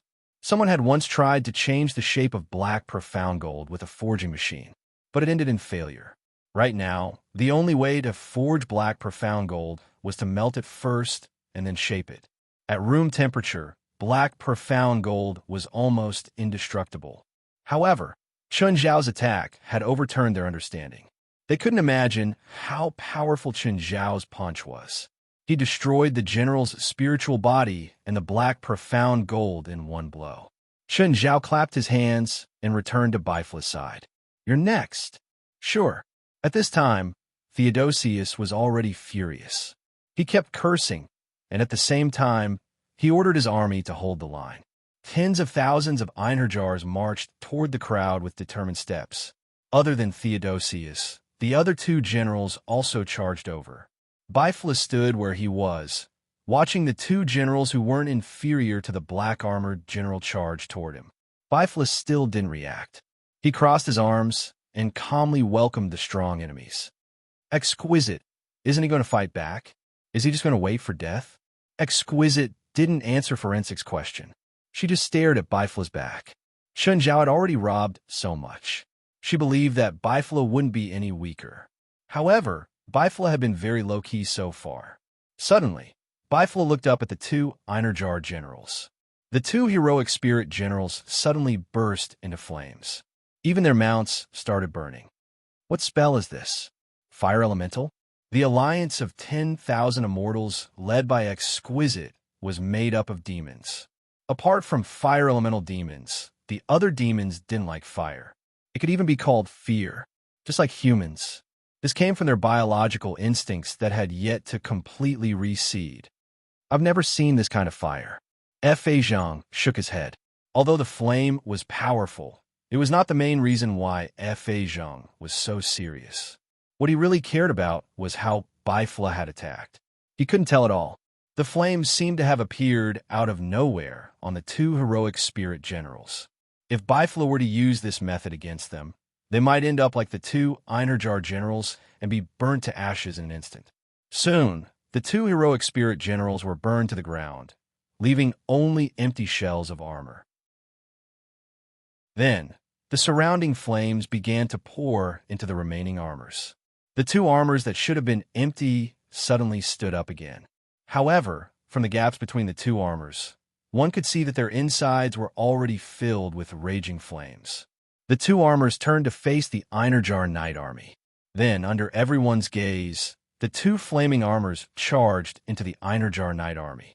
However, they were instantly drowned by the heroic Spirit Knight army. In the next moment, there was a wave among the Einherjar Knight army. The two flaming armors began to release their own energy. Every time the two flaming armors swung, they would create a sky-high wave of fire. Every attack was filled with destruction. The alliance of 10,000 immortals and Wutai Mountains teams were all stunned by this battle that was beyond their imagination. Too powerful. Too powerful. The two weren't on the same level at all. Whether it was Chun Zhao or Bifla, they both displayed daunting power.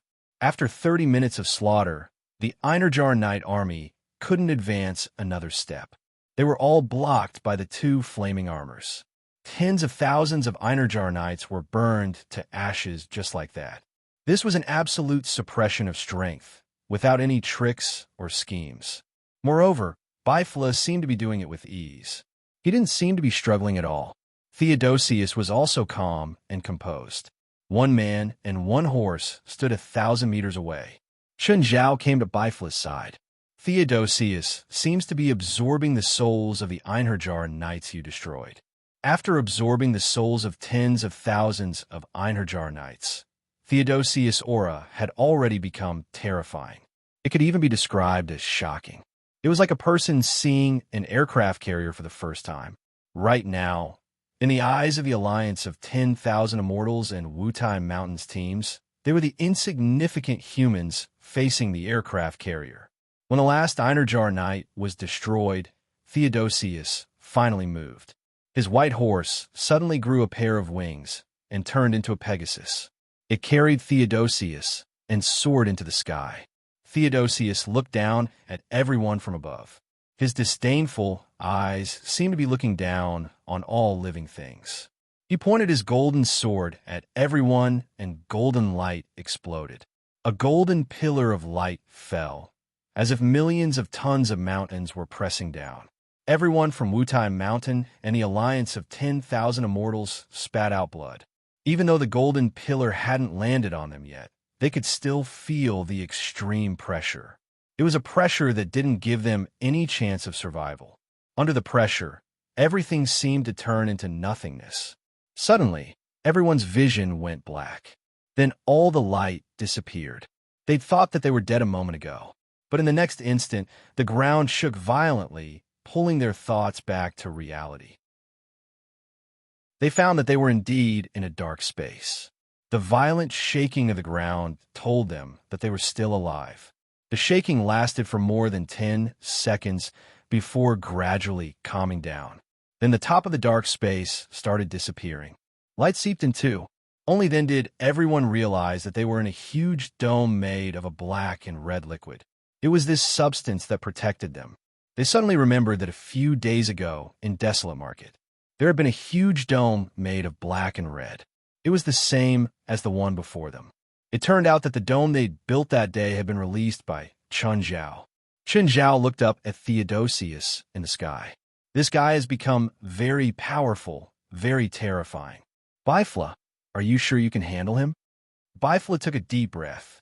His face was unprecedentedly serious. I can. You don't need to do anything. Leave this guy to me. Nine Heavens Divine Emperor. Chapter 22-25.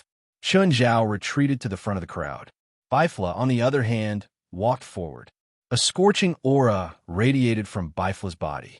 Even Chun Zhao, who was at the back, could feel the heat. Bifla's steps were steady and firm. The ground he stepped on started melting.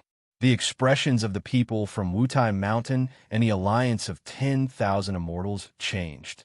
Because Bifla wasn't just melting the ground under his feet. Instead, the ground within a few hundred meters started melting. The originally flat ground had already turned into lava. In the spiritual world, there were spells that could melt the rocks on the ground. However, melting the earth was not something that ordinary magic could achieve. It also required a huge amount of magical power. When he was below Theodosius, he said to himself, the area within 1,000 meters had completely turned into a pool of lava. Everyone was dumbfounded by what they saw. Even Chun Zhao couldn't help but sigh. Bifla's magical power was so dense that it wasn't below his at all. If Chun Zhao didn't have a small world that could endlessly recover his magical power, he might not be able to beat Bifla in a pure contest of magical power. For a mortal, you're not bad, Theodosius said arrogantly.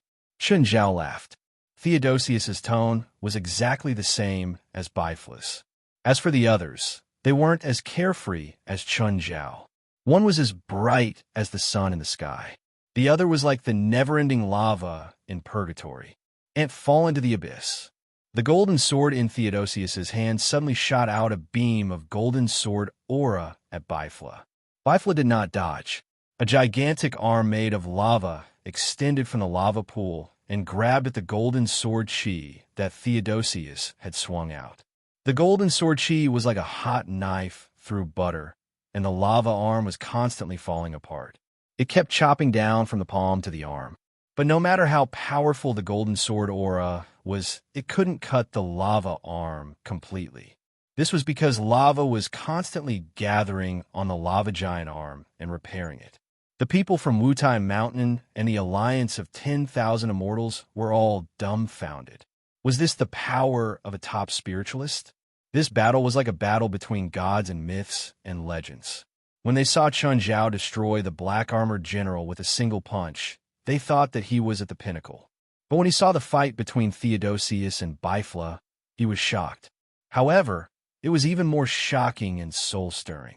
Chun Zhao stared at the center of the battlefield.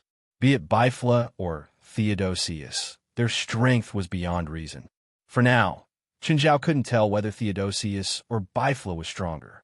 The golden sword chi finally used up the last bit of its power and completely dissipated. Then, the lava arm returned to normal. No matter how hot the lava is, it can't compare to the radiance of the sun. I'll let you see the real sun. Theodosius shouted as his body grew taller. The radiance on his body became even more dazzling. Gradually, Theodosius' body was enveloped by the radiance. A real sun appeared above everyone's head. That extremely brilliant radiance and that violent heat made it impossible for anyone to look directly at it. Jalanash also knew a similar spell.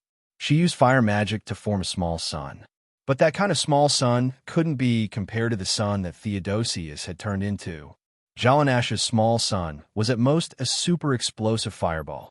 But Chun Zhao could feel the destructive power and aura from the sun that Theodosius had turned into.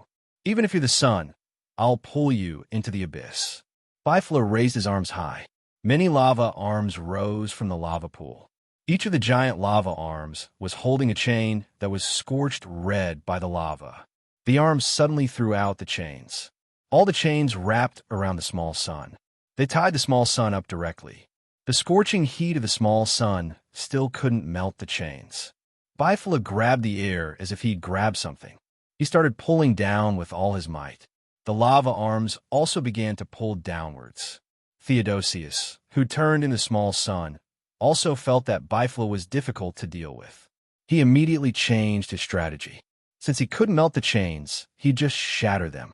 An unparalleled impact suddenly exploded from a small sun.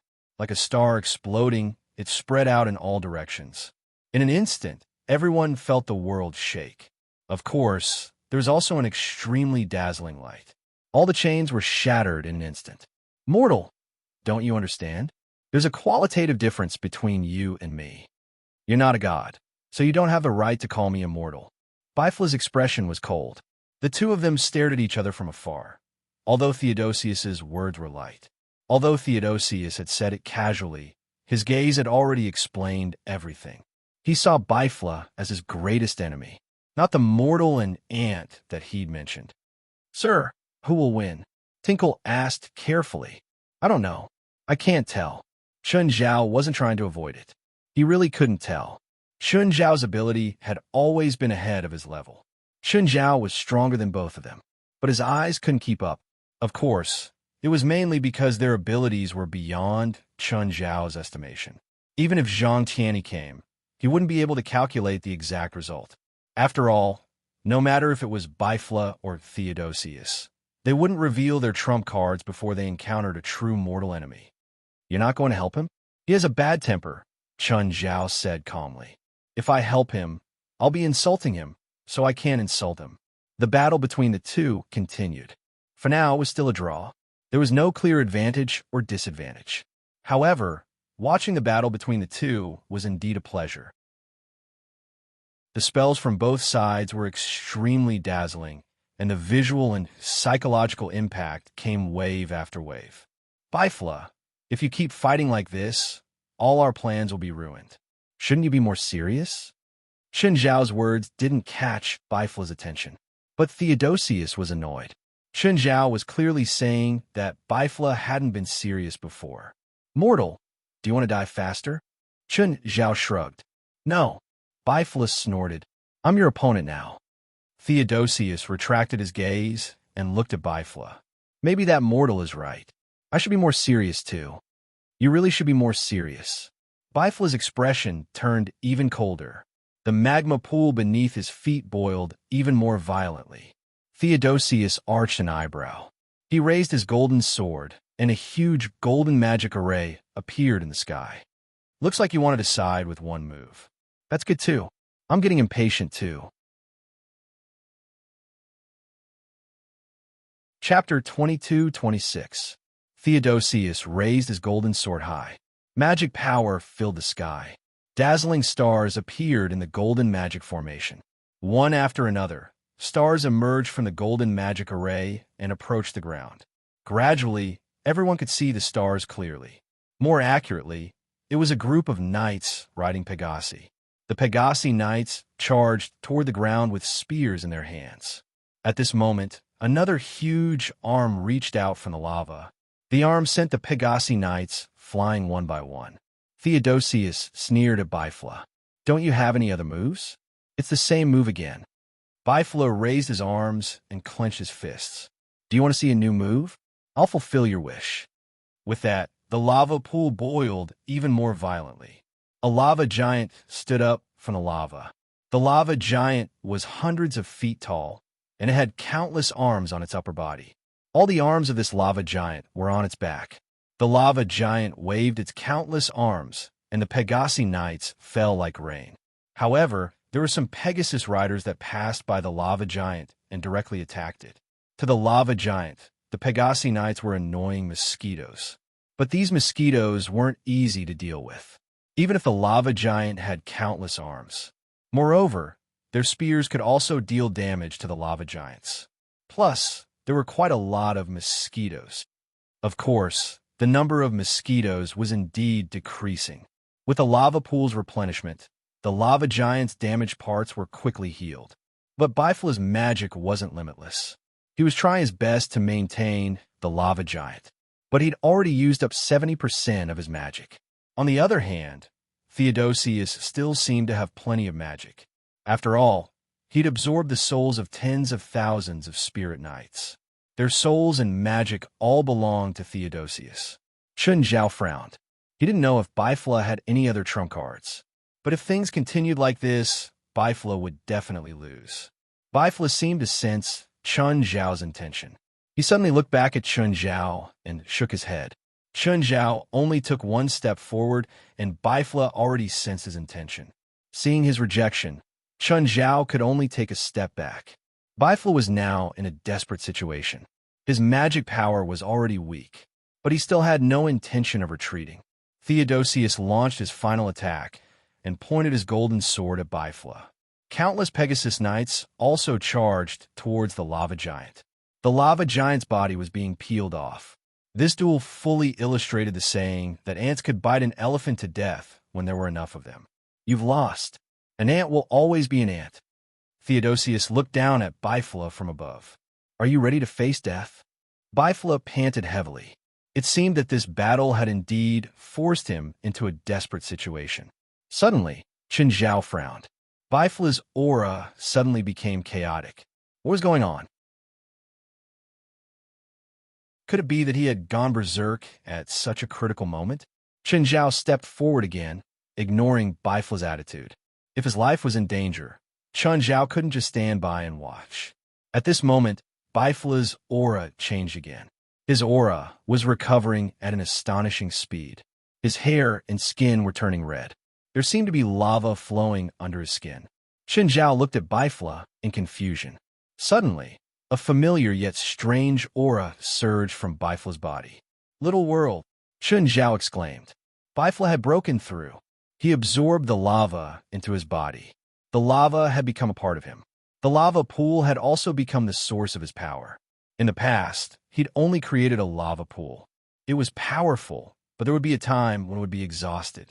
Now, the lava pool had become a part of him. He didn't need to deliberately create lava pools anymore. The lava pool would always be by his side and fuse into his blood. Bifla seemed to have expected all this. He wasn't surprised by his breakthrough. This time, he only raised an arm and opened it toward the sky. In an instant, a red cloud appeared even higher above the golden magic array. Flaming stones and lava began to fall from the red clouds. The first to be destroyed was the golden magic formation below, then the Pegasus Knights. The team from Wutai Mountain and the alliance of 10,000 immortals were all dumbfounded. The battle before them was like a battle between gods in the legends. Theodosius also had a shocked expression on his face. "How is this possible? How did your magic recover?" "Unfortunately," Bifla said calmly, "in my eyes, you're only my whetstone." With that, a huge arm reached out from the red cloud and grabbed at Theodosius. "Go to hell. How can I lose to an ant like you?" Theodosius had already lost his sense of propriety. He slashed his golden sword wildly. The huge arm in the red cloud was cut off. But this was only the beginning. Another lava giant appeared in the red cloud. The lava giant pushed the red cloud aside and revealed its huge body. It was even more shocking than when it stood up in the lava pool. Theodosius swung his golden sword aura wildly. But this time, it was very difficult for him. This lava giant looked the same as the previous one, but their strengths weren't on the same level. As Theodosius tried his best to block, the lava giant suddenly opened its mouth and spat out a lava torrent. Boom! Theodosius finally fell to the ground. "No, I won't lose." "How could I lose?" Theodosius stood up awkwardly, but his body was dissipating uncontrollably. In fact, before Bifla's breakthrough, although he defeated Bifla, he didn't have much energy left. But now, Bifla had made a breakthrough on that basis. One side had already reached his limit, while the other side was like a newborn. Thus, the outcome was decided. Theodosius didn't have any more energy left. Finally, the battle came to an end. Theodosius staggered and suddenly regained his calmness. There was a bitter smile on his face. "Do you think you've won? Do you really think you've won?" "Indeed, I've won," Bifla replied flatly. "Winning a battle is not a victory. Soon, you'll find out how stupid your victory is." "Ha ha ha." Theodosius used the last of his strength to laugh crazily. "You don't know anything. You don't understand anything. Bifla, what is he talking about?" Chapter 22-27. I don't understand. Bifla shook his head.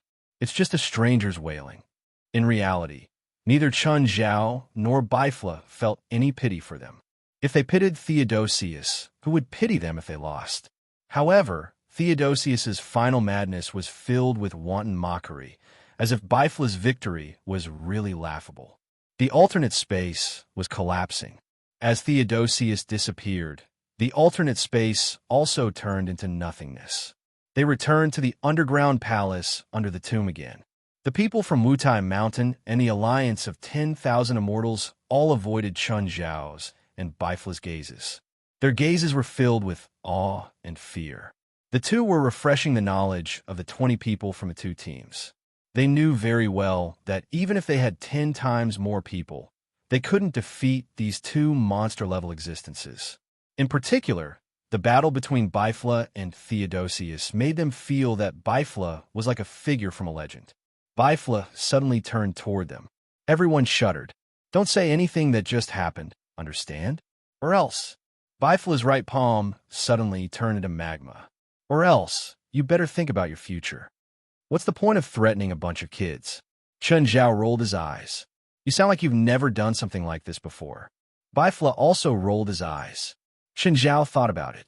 It seemed to be a similar situation last time.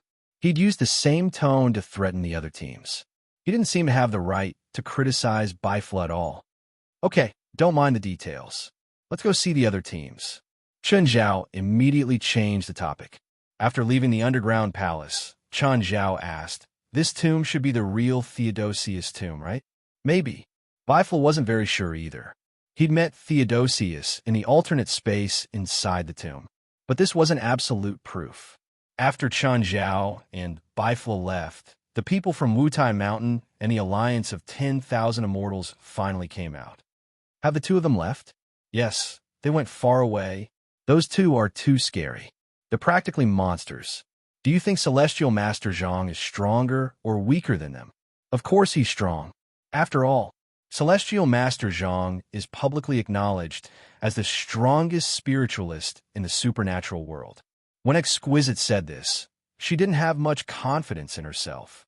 In fact, none of them had ever come into contact with a top-tier existence.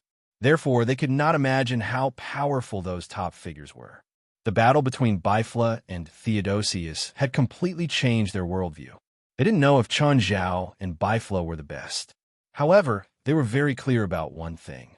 Even the elders of their families couldn't afford to offend these two people. After they left, the mausoleum began to crumble. As an enforcer, Zhang Tianyi had always been at the center of the desolate market. If there was any sudden situation, he would be able to rush to the scene immediately. Suddenly, he felt a change in the wasteland market. He didn't know what was going on either. After all, he wasn't the one who started the desolate land market. Instead, it was something that the spiritualists of the Istanbul spirit world had been continuously developing for thousands of years. Therefore, Zhang Tianyi didn't know much about the wasteland market. He was also at a loss for what had happened just now. He did not know where this strange movement came from. He also did not know if it was good or bad. Zhang Tianyi picked up the special communicator. "Wendy, where are you?" "I'm in the lab." "What's wrong?" "I just felt an unusual change in the wasteland market. The spiritual qi in the air suddenly increased by around 20%, and it became more agitated. It's impossible. The entrances and exits of the barren land market are all blocked. It's impossible for the outside world's aura to suddenly come in, so the amount of aura here is fixed. It's impossible for it to suddenly increase by 20%, Wenda replied. "But I really felt it," Zhang Tianyi said. "Do you want to come out and take a look? But wait for me for 10 minutes. If Wendy said 10 minutes, then it would definitely be 10 minutes. Not a second more, not a second less." When Wendy appeared beside Zhang Tianyi, his first reaction was to cover his nose and take a few steps back. Wendy was publicly recognized as the top alchemist in the world. Like most alchemists, he didn't care about his appearance. Plus, he always had a strong smell on him. Zhang Tianyi made a hand seal. "Spirit of heaven and earth, spirit beautiful sky bell." The seal fell on Wendy's body, and the smell on his body suddenly disappeared. "Celestial Master Zhang, how about you give me your spirit cleansing spell?" "Let's get down to business." Zhang Tianyi glanced at Wendy and said impatiently, "I'm not sensitive to the spiritual qi of heaven and earth, so I didn't notice it." "It's fine as long as I noticed it," Zhang Tianyi said. "Can you determine what's going on now?" "No. If it's really as you said, then something unusual must have happened in the wasteland market." "Even you don't know?" "I'm not the controller of the wasteland market, nor am I the creator. The wasteland market was opened up by our ancestors. By the way, I've always been curious. What's the purpose of the spiritualists in the Istanbul spirit world for more than 10 generations and countless spiritualists to open up the wasteland market?" "I don't know," Wendy still replied calmly. "Forget it. Let's not talk about this first. Let's go find the source of the spiritual qi of heaven and earth first. There must be a source for the sudden increase in the spiritual qi of heaven and earth. As long as we find the source, we'll know what happened," Wendy said. "You can't even feel the change in the spiritual qi of heaven and earth. Can you find the source?" Zhang Tianyi said disdainfully. "Of course I have my ways. Then it's up to you." Wendy took out a compass. Unlike the Huaxia compass, Wendy's compass had 6 pointers, and the symbols on it were very obscure. Wendy shook the compass, and the pointers began to spin wildly. It didn't take long for Wendy to get the answer. In the southeast, 15 kilometers from here, there's an old king's mausoleum there, but it's a mirror mausoleum. There are some scattered and decayed spirit knights that are about to fly away. Are you sure it's there? You can lie to me, but my magic tools won't lie to me. Then let's go to that location and see what happened there. When they found the mausoleum, they found that the ground had collapsed. There was a deep pit in the ground, and the spiritual chi of heaven and earth was flourishing from this deep pit. Chapter 22-28. What's down there? Zhang Tianyi asked. It's supposed to be a mirror image of Theodosius I's mausoleum. Wenda's tone was also not very sure. Just a mirror image of the mausoleum? At least what I know is just a mirror image, Wenda said. Is there anything else? I don't know. Zhang Tianyi explored the surroundings. There were obvious signs of activity here. Did you arrange a soul stone here? Zhang Tianyi asked. Since there were signs of activity, it was very likely that the participants of the Holy Glory battle were attracted by the soul stone.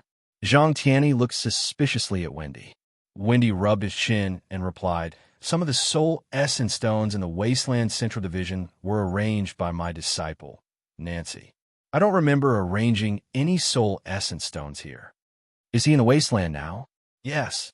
Call him over, Zhang Tianyi said. Wendy took out his communicator. Hey, Nancy, where are you now? Teacher, I'm in the central building, monitoring the overall situation. I'm in Theodosius I's mausoleum. Come to me. I have something to ask you. Okay. Teacher, please wait a moment. I'll be there soon. Zhang Tianyi and Wenda waited for a long time, but AI Nancy did not come. It seems that your disciple has a serious procrastination problem, Zhang Tianyi said with a somewhat sarcastic tone. Even if AI Nancy did not have the speed of the two of them, it was impossible that 3 hours had passed, unless he was unwilling to come or something happened on the way. Wenda took out his communicator again, but this time there was no answer from the other end. Wenda's face suddenly became gloomy. No one liked to be stood up, and Wenda did not like it. I hope AI Nancy will give me a reasonable explanation later. Wenda and Zhang Tianyi returned to the central building. However, when Wenda returned to his laboratory, he found that his laboratory was completely destroyed. Many valuable materials could not be found, and all kinds of important instruments were destroyed. And AI Nancy was nowhere to be seen. AI Nancy, Wenda growled. His face was like a storm under the hot sun. Are you sure this was done by AI Nancy? Zhang Tianyi asked. You mean someone broke in here? You even kidnapped Nancy? Hee hee. Of course it's him. Do you even need to think about it? Besides him, who else could enter your laboratory? Other than him, who knows where your important materials and instruments are kept? Apart from him, who else could clean up their traces so thoroughly? I don't think he betrayed you on the spur of the moment. Zhang Tianyi said wickedly. When Wenda heard Zhang Tianyi's words, at first, he really thought that he had misunderstood AI Nancy. In the end, Zhang Tianyi's words directly pierced his heart. There is no doubt that AI Nancy had a motive for deliberately staying by his side. When you called him to the mausoleum, he already knew he couldn't hide it anymore. So before he left, he set you up. If I catch that guy, I'll soak his brain in formalin so that he'll never die. Congratulations, Nancy. You finally don't have to endure that boring life anymore. Welcome back to the big family. AI Nancy glanced at the people who came to greet her. Compared to the troubles that will follow, my return is nothing to be happy about. Soon, Wenda will find me, and even you. Then, I will bear all his anger with you. Everyone's joyful smiles suddenly turned serious. Did you get everything? A spirit body emerged from the crowd. This spirit body was a soul that was covered in darkness and abstruse. We got it. What about your side? One of the formation eyes has been opened. This is faster than we expected. Who opened it? AI Nancy asked in surprise. I don't know. What was open was the mausoleum of Theodosius I, our biggest headache. AI Nancy was even more shocked. How was that possible? Could it be Celestial Master Zhang? You guys successfully schemed against Celestial Master Zhang? Lured him into the mausoleum of Theodosius I? Because each of them had a different division of labor, AI Nancy was responsible for lurking around Wenda. Then, she could get first-hand information from Wunda. Therefore, she didn't know the specific tasks and progress of her other companions. But at this moment, she suddenly heard that the hidden formation Eye of Theodosius I's mausoleum had been destroyed. After all, the hidden formation Eye of Theodosius I's mausoleum was guarded by Theodosius, an emperor blessed by God. Unless it was one of the top existences in the spiritual world, it was almost impossible to defeat the guardian Theodosius. Now that she heard that the formation Eye had been opened, the first person that AI Nancy thought of was Zhang Tianyi. Although their original plan was to trick Zhang Tianyi and let him inadvertently help open the formation Eye. But at this moment, thinking of Zhang Tianyi's rage, that and an angry Wunda were two different things. Wunda was known as the world's #1 alchemist, but his combat power was far from the top. It could only be regarded as not bad. But Zhang Tianyi was different. He was even known in some areas as the human closest to God, or the only God that existed in the world. Even if Zhang Tianyi was not a real God, he also had his own believers and admirers. We didn't have time to arrange it. As a result, the formation Eye was opened. We don't know the specific situation. AI Nancy pondered for a while. Although they were companions, they were still a little wary of each other. So she didn't completely trust her companion's words, especially in combination with the previous conversation between Wunda and her. It was revealed that Wunda and Zhang Tianyi already knew about Theodosius's mausoleum. So AI Nancy took it for granted that the formation Eye hidden in the mausoleum was opened by Zhang Tianyi. Maybe Zhang Tianyi already knew about this. Facing Wunda alone was already very difficult for them. Now there was another person who was closest to God.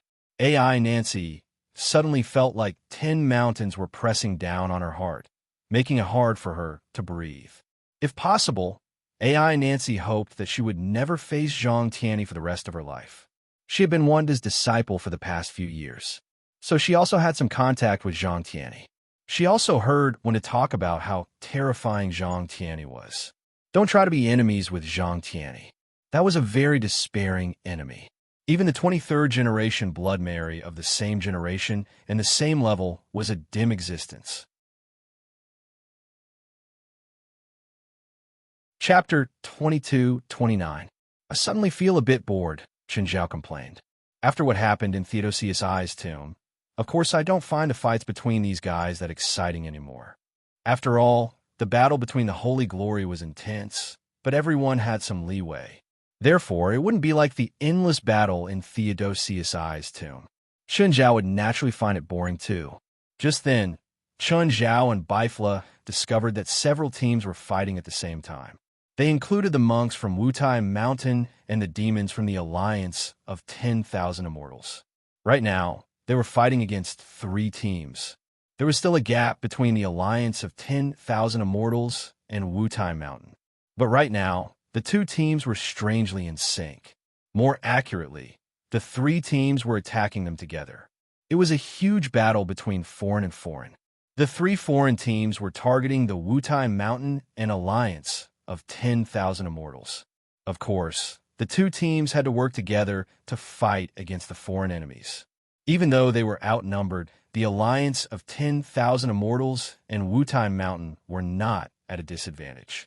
The main reason was obviously because of the 2 teams' strength. They seem to have grown a lot, Chen Zhao said, sighing. Of course, if they don't grow after experiencing that, then they're not worthy of their title as geniuses among their peers. Geniuses weren't limited to people with great comprehension or talent.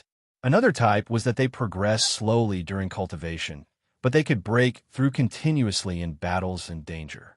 Of course, a battle in the spirit world was still a battle of attrition. Both sides reinforced and restrained each other. The combination of magical attributes and skills would also greatly increase combat power. For example, the monks from Wutai Mountain were like cockroaches that couldn't be killed. They would break the formation of the 3 opposing teams and cut them up. Then, the Alliance of 10,000 Immortals would take them down one by one. To be honest, the monks from Wutai Mountain couldn't be invincible. However, they were immune to most spells. The few spells that could hurt them were also greatly weakened. This was very similar to Chun Zhao's non-elemental constitution. As for the members of the Alliance of 10,000 Immortals, most of them had racial talents. From their spells, one could guess what their original forms were. In the end, the two sides retreated without a clear winner. Linglong, why did they retreat so easily? They should still have some strength left, right? Victor from Eastern Europe. He's a telepath. His senses are sharper than mine. He sensed danger approaching. As she spoke, she looked around. In the end, her gaze landed on Chun, Zhao, and Bifla. Just like the first time, Chun, Zhao, and Bifla were discovered again. If I can feel it, how can Victor not feel it? Tinkle raised her voice. Gentlemen, please come out. Chun, Zhao, and Bifla didn't try to hide anymore, but they were spying on someone, after all, so it was a little awkward. At this time, the Wutai Mountain team and the Union of 10,000 Immortals team had no intention to make their move. They were calm, extremely calm. He had to calm down. They couldn't beat him at all. There was no chance of winning at all. Therefore, they accepted this fact calmly. If it was them in the past, they would have definitely attacked the other party. But as soon as Chun, Zhao, and Bifla appeared, they gave up on the idea. Gentlemen, do you have anything to teach us? Nothing. We've been walking around here for a long time, but it's all been boring battles. Following you guys is more interesting. I hope you can bring us more fun. This is against the rules, right? As long as you treat us like air, we won't interfere with any of your battles. Everyone was looking at each other. You two following us is the biggest obstacle, right? Even if they didn't make a move, these two monster-level spiritualists would be able to kill them. Even if they didn't attack, just standing beside them would give anyone a great sense of pressure. What? You're not willing? Bifla's gaze gradually turned cold. After Bifla's question, no one dared to say no. Then will you help us? Tinkle asked in anticipation. These two should be otherworldly masters. At least, they wouldn't follow them to watch the show for nothing. No, don't even think about it. Bifla rejected Tinkle's suggestion decisively, without hesitation. Tinkle didn't dare to speak her mind. She could only think about it in her mind. Although these two people's cultivation base was high, they really didn't know how to behave. Sirs, our strength is not the strongest, and our level is limited. We are far from reaching the top level of the battle of holy glory. For example, the Sage Sect team and the Church team are the seeded teams this time. Their battle should be very exciting. It's not good, whether it's the Sage Sect team or the Church team. When other teams meet them, they just directly bypass them. Moreover, they also know how to keep a low profile and don't take the initiative to fight with others. We've been following these two teams for a while, but nothing happened. It's disappointing. Sometimes, fame was capital. For example, the Sage Sect team and the Church team were like privileged people. All the teams that met them would take the initiative to retreat, unwilling to have a conflict with them. Unless there were 3 or more teams, it was possible to join forces and have a conflict with the former. However, the Wutai Mountain team and the Union of 10,000 Immortals team didn't have that kind of capital. No matter which team met them, they would first ask for advice from them. For example, before, they had 2 conflicts with other teams. They were also very helpless about this. After all, they could only be considered an average team in the battle of holy glory. They were a far cry from the top teams. If Chun, Zhao, and Bifla followed them and were willing to provide some help, the 2 teams would be happy to have them follow. But Chun, Zhao, and Bifla only treated them like monkeys. They didn't plan to provide any help at all. We won't have any intense battles. Even if we do, it'll probably be very boring for you two. No, the psychic jade you got earlier might lead you to very special places. As long as you go to those special places, special things will definitely happen. We're looking forward to it. We've already decided to give up following the psychic jade, Tinkle said. Really? Then forget it, Chun Zhao said with a smile. But there are a dozen teams nearby. I hope you won't meet them. Chun Zhao smiled. This was a blatant threat. Chapter 2230. The team from Wutai Mountain and the Alliance of 10,000 Immortals could only accept Chun Zhao and Bifla's suggestion helplessly. 3 hours later, The team from Wutai Mountain and the alliance of 10,000 immortals had just finished a big battle. There were still no casualties on either side, but both sides had used up a lot of magic power. From the corner of their eyes, they saw Chun Zhao and Bifla sitting on a pile of ruins. They said they were going to watch a show, so they really were. They had no intention of interfering. After the battle, Chun Zhao and Bifla appeared before them again. Looks like you've improved a lot. I can guarantee that if you met those two teams a day ago, you would definitely lose. In that case, we should be thanking you, Ling Long said in an annoyed tone. There's no need for that. However, all of you have fought quite a few battles along the way without any gains. If this continues, it will be very difficult to guarantee that all of you will advance. So, it's better to follow the Psychic Jade's guidance and head to the next location instead of engaging in meaningless battles with random people. Of course, Exquisite knew that this kind of battle was pointless, but the other teams had the same idea. They all wanted to try their luck on the other side. But like most teams, they didn't have absolute power. So, this kind of battle often ended without any results. No one could gain any advantage from the other, but it would also waste energy and energy. Soul Essence Stones were too hard to find. Also, the guardian beast that guarded them wasn't weak. So, it was better to find opportunities on other teams. Of course, this tactic wasn't completely risk-free. For example, if the other team didn't have a Soul Essence Stone, then it would be a waste of their time and energy.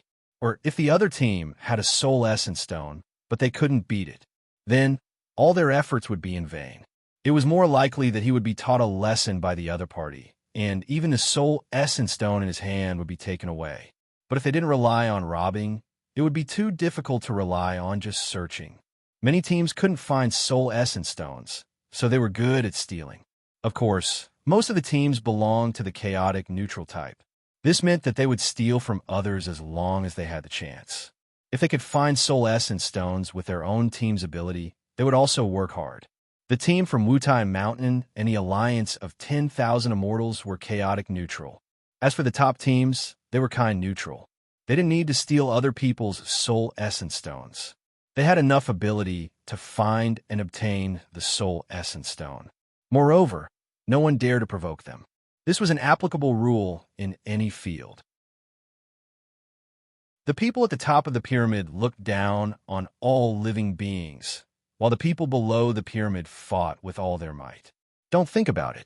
With your strength, if you don't take some risks, it will be very difficult for you to break out of this encirclement. As a cultivator, you should be courageous and fearless. Hesitating like this will greatly affect your state of mind in the future, Chun Zhao said, trying to bewitch them. The main reason was that the teams from Wutai Mountain and the Union of 10,000 Immortals were too cowardly.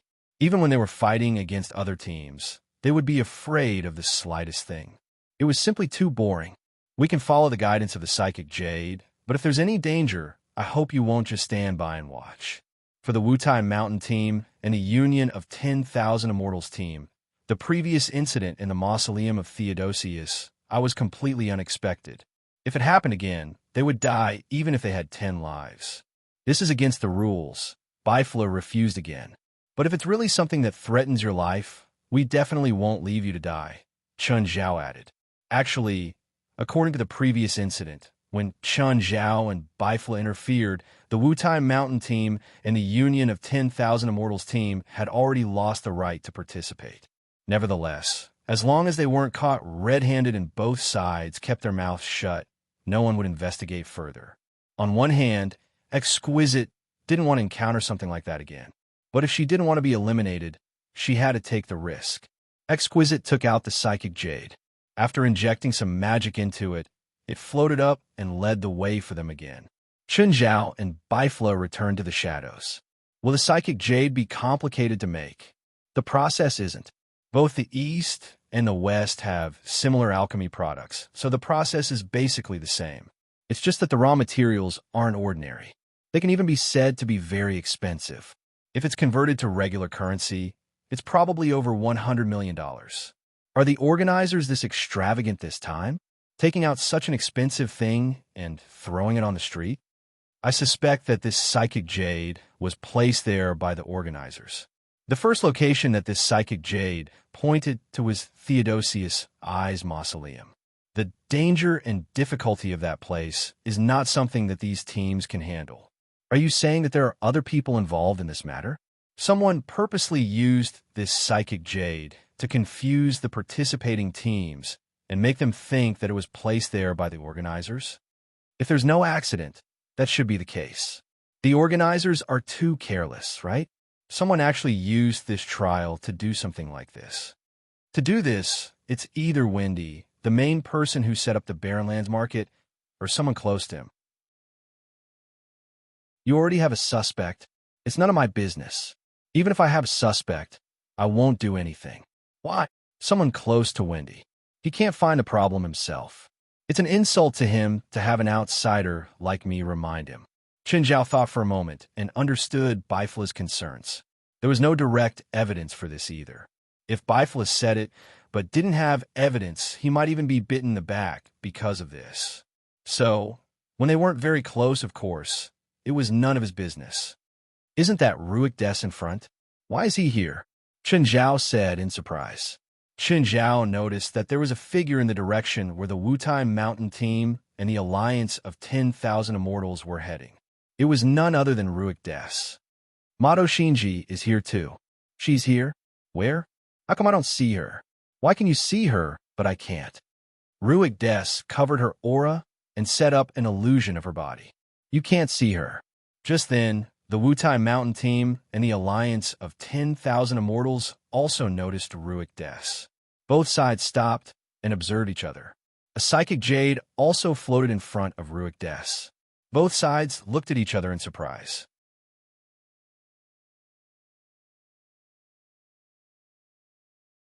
Chapter 22:31. Both sides met following the psychic jade. At this time, the two originally floating psychic jade turned at the same time and pointed to a road next to them. At this time, Ruik Des spoke first. It seems that our goal is the same thing. Yes, what a coincidence. The Wutai Mountain team and a union of 10,000 Immortals looked at Ruik Des with vigilance. Although Ruik Des was also vigilant, he was more confident in his own strength. He was not afraid of the Wutai Mountain team and the union of 10,000 Immortals team. I advise you to give up. That is not something you can reach. Even if you are lucky enough to reach the end, I will not show any mercy to you. Do you want to fight? Exquisite's words had already made her attitude clear. If they wanted to get what the psychic jade pointed to, they could, but they had to first defeat them. Ruik Des snorted coldly. If it were not for Madoua Shinji, who was beside him, he did not mind teaching these overconfident guys a lesson. Let's go, Ruik Des said coldly. Mr. Des, they are your competitors. Are you just going to let them go? Madoua Shinji asked in confusion. Even if they find that place, they can't reach the end. Although they are competitors, they're not a threat to me at all, so there's no need to waste magic on them. Bifla, I can understand hiding your breath. I can also understand hiding your body, but what I can't understand is why I can't see Madoua Shinji and always subconsciously ignore her. When we first met, you used the same magic. What is going on? In fact, it's very simple. The evidence of a person's existence is other people's senses. As the saying goes, everyone lives in the eyes of others, and it is the existence of others that proves your existence. Of course, this kind of eyes does not only refer to the eyes, but also the senses, memories, and impressions. Whether it is me or Madoua Shinji's magic, it is equivalent to releasing a wrong signal, making you mistakenly think that there is nothing there, and thus ignore her existence. Bifla said, "This is the art of deception." The person who first created this magic was a killer, and today, there are still many organizations in the shadows using this magic to murder. This kind of magic that people neglect is indeed impossible to guard against. Chen Zhao had to admit that if an assassin with this spell tried to ambush him, it would be hard for him to notice it immediately. Actually, there are still many flaws in this magic. Even if an assassin uses this magic to get close to you, as long as he makes a move, his murderous aura will definitely be exposed. It's like a piece of pure white paper. As long as it's stained with a little ink, it will be incomparably clear. The psychic jade brought Ruick Des and the two teams into a sewer entrance. The sewers of modern cities were almost like giant mazes. Without the guidance of the psychic jade, most people would probably starve to death here without being able to find the exit. Fortunately, this was only a mirror image of Istanbul's sewer system, and there was no stinking sewage. 2 hours after the Wutai Mountain team and the Union of 10,000 Immortals team entered the maze, the group found a door that stood out in the sewers. It did not fit in with its surroundings, but it was embedded into the wall. The door looked very old, and the frame of the door was wrapped in metal. The door planks were made of some unknown plant, and there were exquisite runes engraved on them. Exquisite tried to pull the door, but she did not succeed. The group was about to use violence to open the door. If you want to die here, continue to use violence to open the door. Bifla appeared. Sir, is there a problem with this door? This door is called the Gate of Laws. Only by acting according to the rules set by this door can you open the true passage. If you try to use violence or disobey the rules to open this door, you'll be taken to an unknown place by this door, or you'll be killed directly. But what rules are there on this door? Does it have an artifact spirit? It's not an artifact spirit. The runes engraved on the door are the rules. What language are these runes? Ancient Babylonian.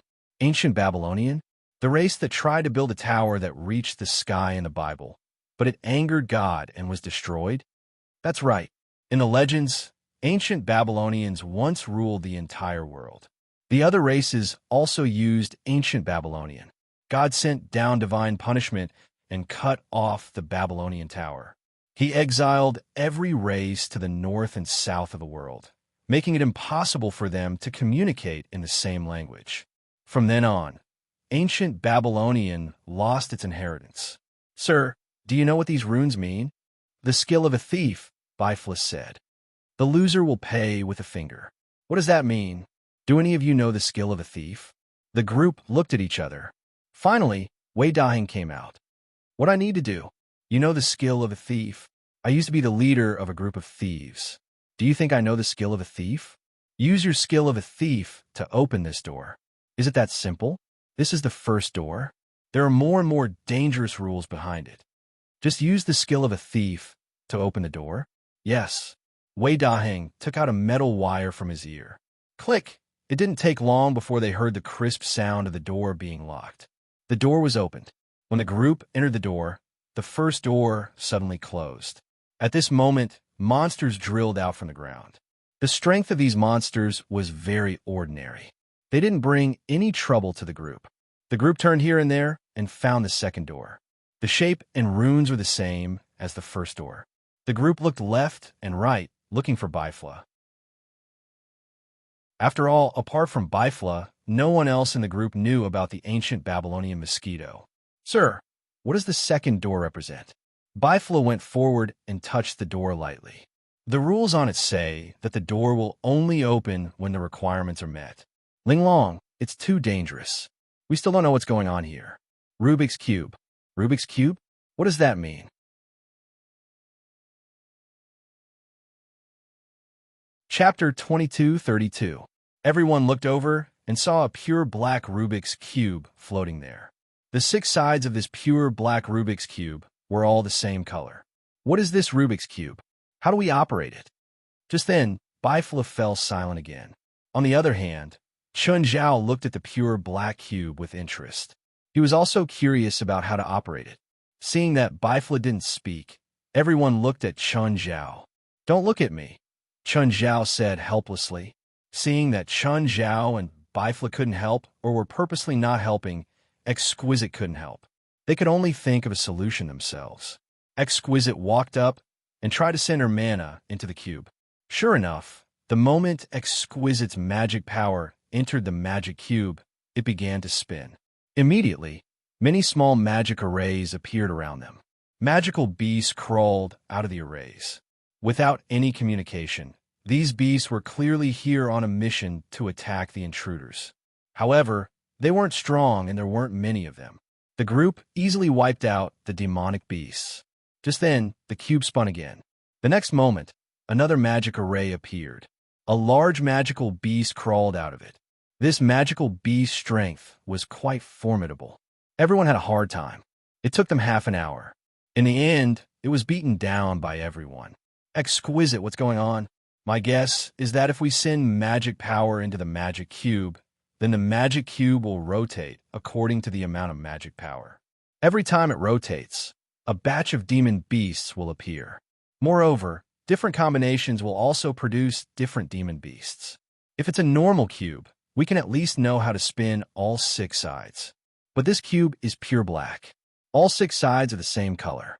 We won't be able to finish it even if we spin it until the end of time. No, let me think. Maybe there's something we don't know. Exquisite looked at the cube, deep in thought. The others didn't dare to send Phalai in anymore. Can we destroy this Rubik's Cube? Everyone looked at Bifla. They all wanted to hear the answer for Bifla. Yes, Bifla said. Sacrificing a person's life is the value of the cube. Upon hearing Bifla's words, everyone immediately dispelled this thought. Is there no other way? Just follow the rules and pass. On the other hand, Chun Zhao had been observing the cube. The pure black Rubik's Cube was meaningless. There had to be a way to make the true colors appear. Chun Zhao walked forward and sent his immortal power into the Rubik's Cube. In an instant, the originally pure black Rubik's Cube split into 9 red cubes on different sides. At the same time, the Rubik's Cube began to spin. Furthermore, it didn't just rotate once, but continuously. He continued to rotate until all 9 of the red cubes were gathered on one surface. Everyone was shocked. They'd been worried that Chun Zhao's rash actions would bring disaster to them. But in the next moment, everyone suddenly felt that their magic power had completely recovered. Then the 9 identical red sides lost their color and became red again. Sir, how did you do it? Chun Zhao rubbed his chin and didn't answer the man's question. Everyone looked at each other. Exquisite decided to give it another try. Exquisite tried to send her magic power into the Rubik's Cube again. However, Ling Long's magic power only caused a small square to light up. After turning it once, it immediately returned to black. The next moment, a demon covered in flames crawled out of the magic formation. Everyone's magic power went back into the battle. This flaming demon was very strong. It was more than a level stronger than the previous 2 groups. After the great battle, everyone was exhausted. Just then, the shameless Chun Zhao attacked again. Moreover, Chun Zhao had activated 9 red facets and combined them into a complete facet. Everyone instantly recovered their energy and magic power. Strange, why can't I activate the other colors? Chun Zhao looked at his hand. No matter how much immortal power he sent in, he could only activate one face. He had plenty of immortal power. The power absorbed by the Rubik's Cube was like a drop in the ocean. But Chun Zhao's immortal power still couldn't activate the other colors. I understand the rules of the Rubik's Cube. Exquisite suddenly understood. First of all, everyone's magic power can only activate one color. If you activate 9 small cubes of the same color at the same time, it will directly form a face of the same color. The other colors will combine to summon enemies, and the face of the same color will restore the magic power and energy we've expended. That means we need at least 6 people to input magic power at the same time. Our magic power also needs to be continuously sent into the Rubik's Cube until all 6 of us activate all the small squares at the same time. Fa Zheng asked. That's right. As long as we can activate all the small squares at the same time, the Rubik's Cube will keep turning until all 6 of them are of the same color. But each of us can barely activate a small color block, let alone 9 of the same color at the same time. That's impossible. They knew that Chun Zhao was very powerful, so he could activate the same color alone. But they couldn't do it. They were too weak. Everyone looked at Chun Zhao again. If Chun Zhao helped, the process would be more troublesome. But Chun Zhao could activate the recovery function again and again. Apart from saving one person, they could also recover energy and magic power after each battle. This would save them a lot of trouble. Don't look at me, Chun Zhao said calmly. I won't help. Only Chun Zhao and Bifla had enough magic power to activate 9 small squares of the same color at once. The others couldn't even activate a small square. Exquisite thought for a moment and said to her companions, "I have an idea." Everyone looked at Exquisite. "We can choose 6 people to be responsible for injecting magic power into the Rubik's Cube," she said. "We can't activate all 9 squares at once, but the magic we injected won't disappear. With enough time, we can completely fill up the Rubik's Cube. The others will be responsible for the things that are summoned when the Rubik's Cube turns." Exquisite paused and then said, "But if we purely rely on our own magic power recovery speed, it will take far too long. So it's best to recover our magic power every once in a while through the magic cube's single-colored light. But our magic power levels are similar. How can we activate one side so quickly? Everyone's magic power is different. Even if we inject magic power at the same time, we'll activate different colored squares. Didn't you use a trick before where 10 people gathered magic power on one person? We can use it to increase efficiency." Chapter 22:33.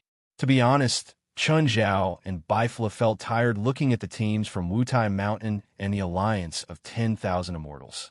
It was because of the difference in power, but this black spell had a strict requirement. Although they could use tricks like this, it would waste a lot of time. After all, it would waste a lot of time. Bifla, the strength and number of the summoned creatures seemed to be random.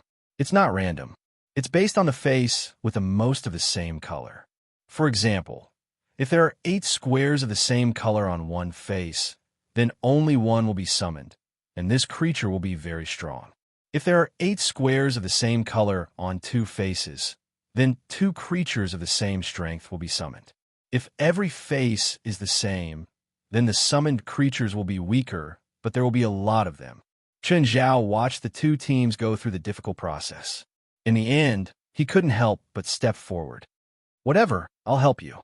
By this time, 3 hours had passed, but they were still a long way from assembling all 6 faces. If Chun Zhao and Bifla just watched, they would probably be locked here for 5 days. "Why are you willing to help us now?" Exquisite sounded dissatisfied. "I'm not willing." Chun Zhao glanced at Exquisite. With that, Chun Zhao injected his immortal power and activated the 9 squares of the same color. At the same time, he had them combine into one face. The magic power that the 2 teams had used earlier was recovered again. Wutai Mountain's team could activate 9 squares of the same color with 10 people working together. However, the activation process was very complicated. It was also more careful and dangerous. After all, they had to gather all the magic power of the other 9 people into one person.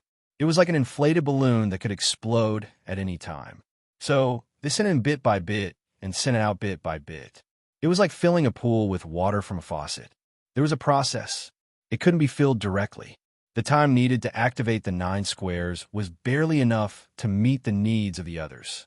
After a few battles, they could all be activated and their magic power recovered. Chun Zhao was much more direct.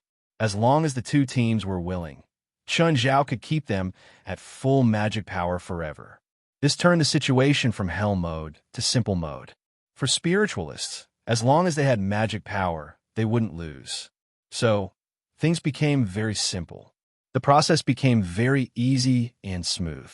When the 6 faces of the Rubik's Cube were completely activated and the 6 faces of the same color rotated, the Rubik's Cube suddenly broke down into small cubes. These small cubes then reassembled into a 6-colored scepter. This 6-colored scepter was emitting a peculiar hue. The dazzling radiance of the scepter made anyone who saw it think it was a good item. Ling Long stretched out her hand to grab the scepter, but the scepter released a burst of multicolored light that shook her away. Everyone was stunned. Just as they were at a loss, the scepter moved on its own and came before Chun Zhao. Chun Zhao looked around. He was also shocked. Does this thing recognize me as its master? Chun Zhao reached out to hold the scepter. The scepter didn't reject him. This scepter's grade isn't very high, but it should have already developed a bit of intelligence. That's why it chose its master on its own. If you nurture it carefully, you might even be able to nurture a divine weapon. What the fuck is a godly artifact? Even if it's a godly artifact, it's useless. I've always used my fist to solve problems. Do I have to change to a long-range profession for this thing? I don't think that's appropriate. Chen Zhao looked at the scepter in his hand. How about you find someone else? I really don't need you here. Everyone was speechless.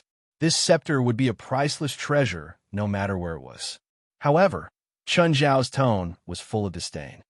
After a spiritual weapon chooses its master, it won't betray him no matter what, Bifla said. They're simple and don't have complicated thoughts. Unless you're dead, it'll only recognize you as its master. Okay, I don't plan on dying for now. Chen Zhao weighed the scepter in his hand. They passed, right? What do we do now? As soon as he finished speaking, a 5-colored beam shot out of the scepter. The multicolored light fell on the opposite door. Then, the door made a clicking sound, and the door opened. The team from Wutai Mountain and the alliance of 10,000 immortals really didn't want to continue. It was too tiring. This level wasn't something spiritualists of their level could handle. For example, without Xin Zhao's help, they would probably need to spend 20 to 30 times more time to pass the test. They couldn't make any mistakes either. If they did, they wouldn't just face failure. Their lives would be in danger. But now, Chen Zhao and Bifla wouldn't allow them to retreat. After another half an hour of travel, they saw a figure in the distance. Ruik Des and Mato Hinji were standing in front of the third door. Ruik Des looked at the two teams coming from behind in shock. Chen Zhao and Bifla were at the back of the team and purposely hid, so Ruik didn't notice the two traitors. Ruik didn't think that these spiritualists, who were just kids in his eyes, could pass the second door so quickly. He was still at the third door, which made him feel awkward. He'd thought that the 20 people in the two teams definitely wouldn't be able to catch up to his speed. But reality slapped him hard in the face. You guys actually came, Ruik Des said, squinting. There was a hint of surprise and doubt in his voice. The Wutai Mountain team and the alliance of 10,000 immortals all looked at Ruik Des warily. Since Ruik Des could pass the second door alone, it meant that he was also very powerful. Don't be nervous. I don't plan on attacking you. Ruik Des' words didn't dispel the two teams' guard. In a sense, we're not enemies, and we don't have any conflicts of interest. You want the Soul Stone, right? I don't need that. Plus, you've already proven your strength by passing the second door. I've also acknowledged you, so we can work together. Everyone looked at each other, although they hadn't completely dispelled their doubts. But if Ruik Des allied with them, it would undoubtedly be a great help to them.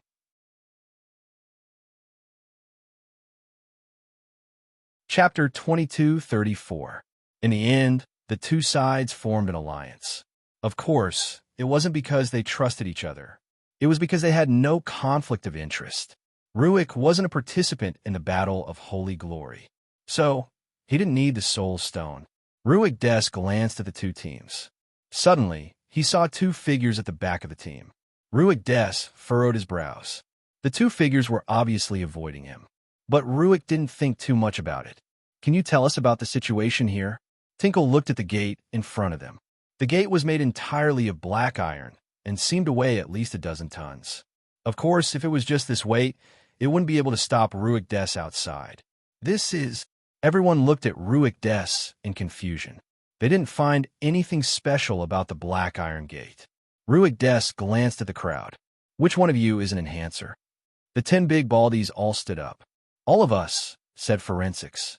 Ruik Des shook his head. Your 9th level Dharma won't do.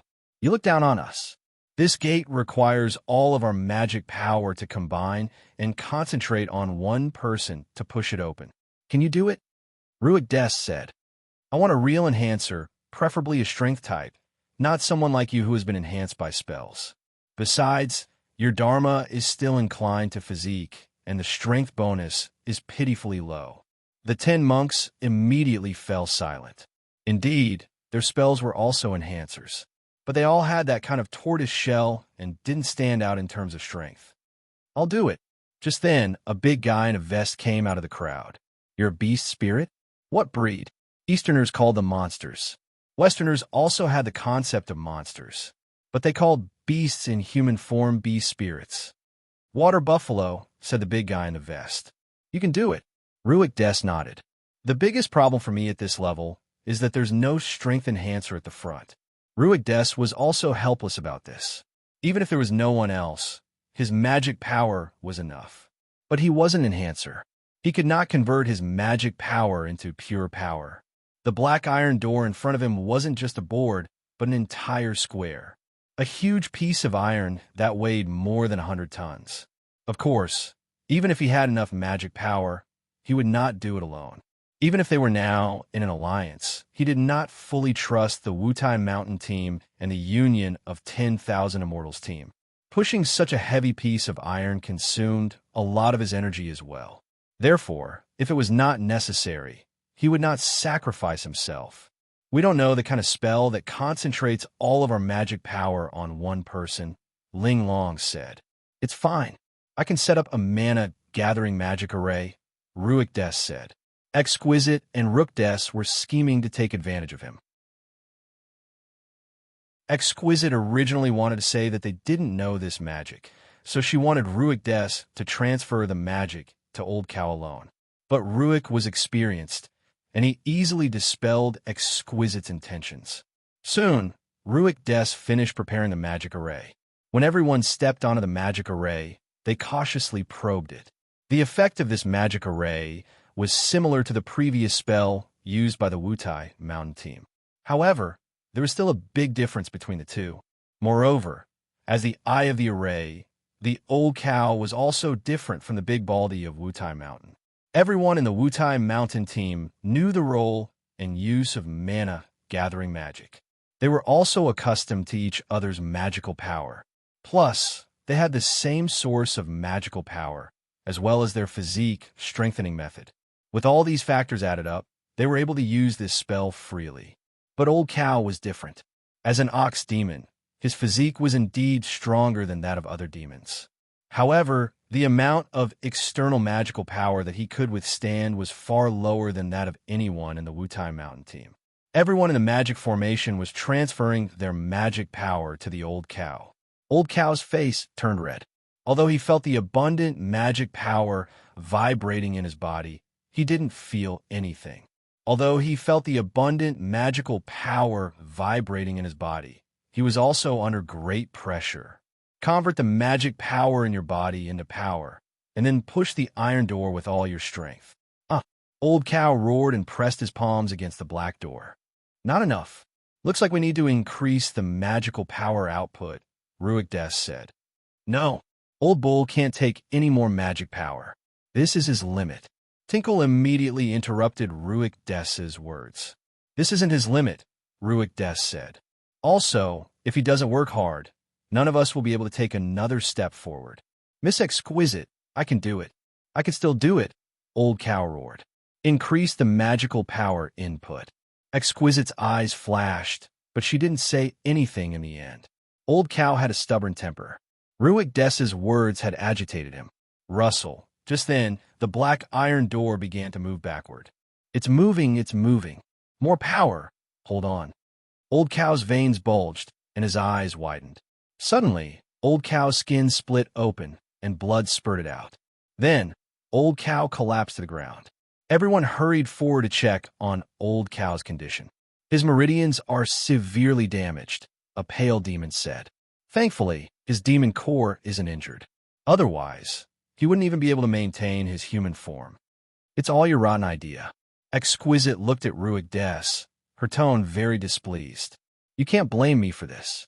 Besides, I contributed the most magical power, so you naturally have to contribute as well. We are only allies, not subordinates. You better understand the situation. Exquisite snorted lightly and didn't say anything else.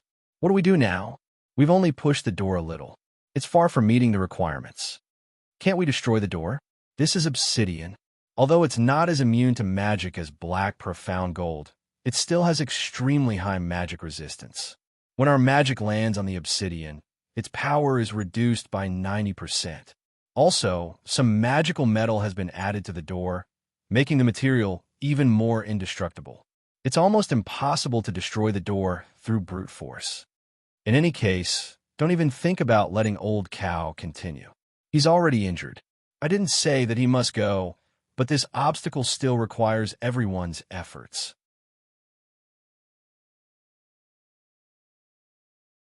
Chapter 22:35. That door can only be pushed open? Chun Zhao asked. For you and I, of course, there are more choices. We can even destroy it directly, but they can't. Ruik Des might have other methods, but that method is too costly for him. He won't use this method, Biflis said. Ruik Des was still discussing with the two teams how to solve their current problem. Mato Shinji's gaze landed on the crowd. She didn't know why, but she had a strange feeling. It was a familiar yet strange feeling. She couldn't explain it, but she couldn't ignore it either. Mato Shinji looked to the two teams. Suddenly, she saw two figures. The two figures only appeared for a brief moment before disappearing in front of her eyes in an instant. Mato Shinji's heart skipped a beat. It's you. It was only for a moment, but Mato Shinji immediately thought of the two extremely evil traitors. Everyone turned to look at Mato Shinji. They didn't know about Mato Shinji's existence. When they saw Mato Shinji, they were shocked at first. Then they looked at her even more warily. They didn't understand why there was suddenly another person. Mato, what's wrong? Ruik Des asked. At the same time, his voice indicated that Mato Shinji wasn't an enemy. Mr. Des, it's those two, Mato Shinji said. Mato Shinji said those two are in their team. No, to be precise, those two are part of their team. Those two people, are you talking about the two guys who betrayed us back then? Yes, those two. Ruik Des didn't like Chun Zhao and Bifla either, because in his and Mato Shinji's eyes, Chun Zhao and Bifla were traitors. Ruik Des scanned the surroundings but didn't see Chun Zhao and Bifla, but he believed in Mato Shinji's eyes. Come out, two traitors. I know you're here. There's no point in hiding anymore. Traitors? Chun Zhao and Bifla revealed themselves at the same time and walked out of the crowd. Both Chun Zhao and Bifla couldn't accept the word traitor. The so-called traitors were those who were loyal to their original target, or those who went against their original promise. And neither of them felt that they had ever been loyal to Ruik Des. At best, they were just using each other. To be more precise, everything they did was for their own amusement. Therefore, they felt that since they had never pledged loyalty, how could there be any betrayal? Ruik Des was even less qualified to gain the loyalty of any one of them. Of course, Ruik Des did not think so. Mr. Ruik, why do you think we betrayed you? Chun Zhao had an unfriendly smile. Do you need me to explain the process of your betrayal again? Ruik said coldly. Everyone looked at Chun Zhao and Bifla curiously. Both of them used to work for Ruik Dales. Could it be that Ruik Des was stronger than both of them? From the beginning to the end, we have never done anything to let you down. To us, it was just a game. Even in the end, we did not take the initiative to deal with you. Furthermore, weren't you using us? We were just cooperating with you to put on a show. Hearing Chun Zhao's words, the team from Wutai Mountain and the alliance of 10,000 immortals were dazed. These two were not only terrifyingly powerful, they were also full of bad taste. Ruik Des was clearly the same as them. They were all hurt by their bad taste. No matter how you argue, you can't change your betrayal. Traitors must pay the price. Mr. Ruik, you can't beat any of us, Chun Zhao stated a fact. Although this fact wasn't all that pleasant. But Chun Zhao still had to say it. But this obviously unpleasant answer completely infuriated Ruik Des. You mean you're stronger than me? Without a doubt, Chun Zhao and Bifla answered at the same time. Suddenly, a few colorful potion bottles appeared in Ruik's drooping hands. Perhaps you should show some respect to your former master. The bottles exploded at the same time. A thick smoke mixed with magic spread in the air. Retreat, Tinkle exclaimed. This is magic burn. The colorful magic smoke was very famous. As long as one inhaled it, it would be like dropping a match into a barrel of gasoline. They would be instantly ignited. Everyone hurriedly retreated. They did not want their bodies to become a barrel of gasoline. But Chun Zhao and Bifla had no intention of dodging. Bifla's body was instantly ignited. Ruig Des was about to say a few harsh words in an arrogant manner, but he realized that Bifla, whose body was ignited, did not cry out in pain or struggle. It was as if nothing had happened. He just stood there calmly. Chun Zhao was even more exaggerated. Although he was covered in thick smoke, nothing happened. This kind of attack is meaningless. You better use direct attacks. Chun Zhao's words were frivolous but also very hurtful. Ruig Des's expression darkened even more. Just then, a thick black aura emanated from his body. The aura of death. It was something that could not be touched. But Chun Zhao and Bifla still stood where they were. The flames on Bifla's body were still not extinguished. Chun Zhao still stood there without moving. Nothing happened. Tinkle could tell that Chun Zhao and Bifla did not plan to attack. She thought of the battle in Theodosia's tomb. Chun Zhao and Bifla had both displayed boundless power. So, they might have the pride of being strong and did not want to argue with Ruig Des. Actually, it was not because Chun Zhao and Bifla were that generous. It was mainly because they did not want to hurt Ruig Des. After all, Ruig Des was an ally of the Wutai Mountain team and the alliance of 10,000 immortals. With the abilities and power of the Wutai Mountain team and the alliance of 10,000 immortals, it was almost impossible for them to pass through all the checkpoints alone. Ruig Des was a very important part. With him, perhaps the two teams could pass through the checkpoints. Unfortunately, Ruig Des did not appreciate the kindness. He also did not think that the two had good intentions. Ruig Des took out another magic item and threw it at his feet.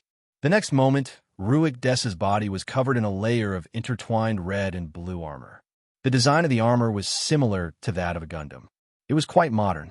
It didn't feel like a simple knight's armor, but a robot that exuded advanced technology. Of course, this Gundam armor was actually powered by magic power. The manufacturing process was also mainly magic. There was no technology involved. You're tuning in to the Dreamy Chapters YouTube channel. We're so grateful for your support, and don't forget to subscribe to join us on this incredible journey through captivating stories. Your generosity through donations truly makes a world of difference, as it's the primary source of revenue that allows me to expand and enhance this channel for you. Thank you from the bottom of my heart for being a part of this adventure.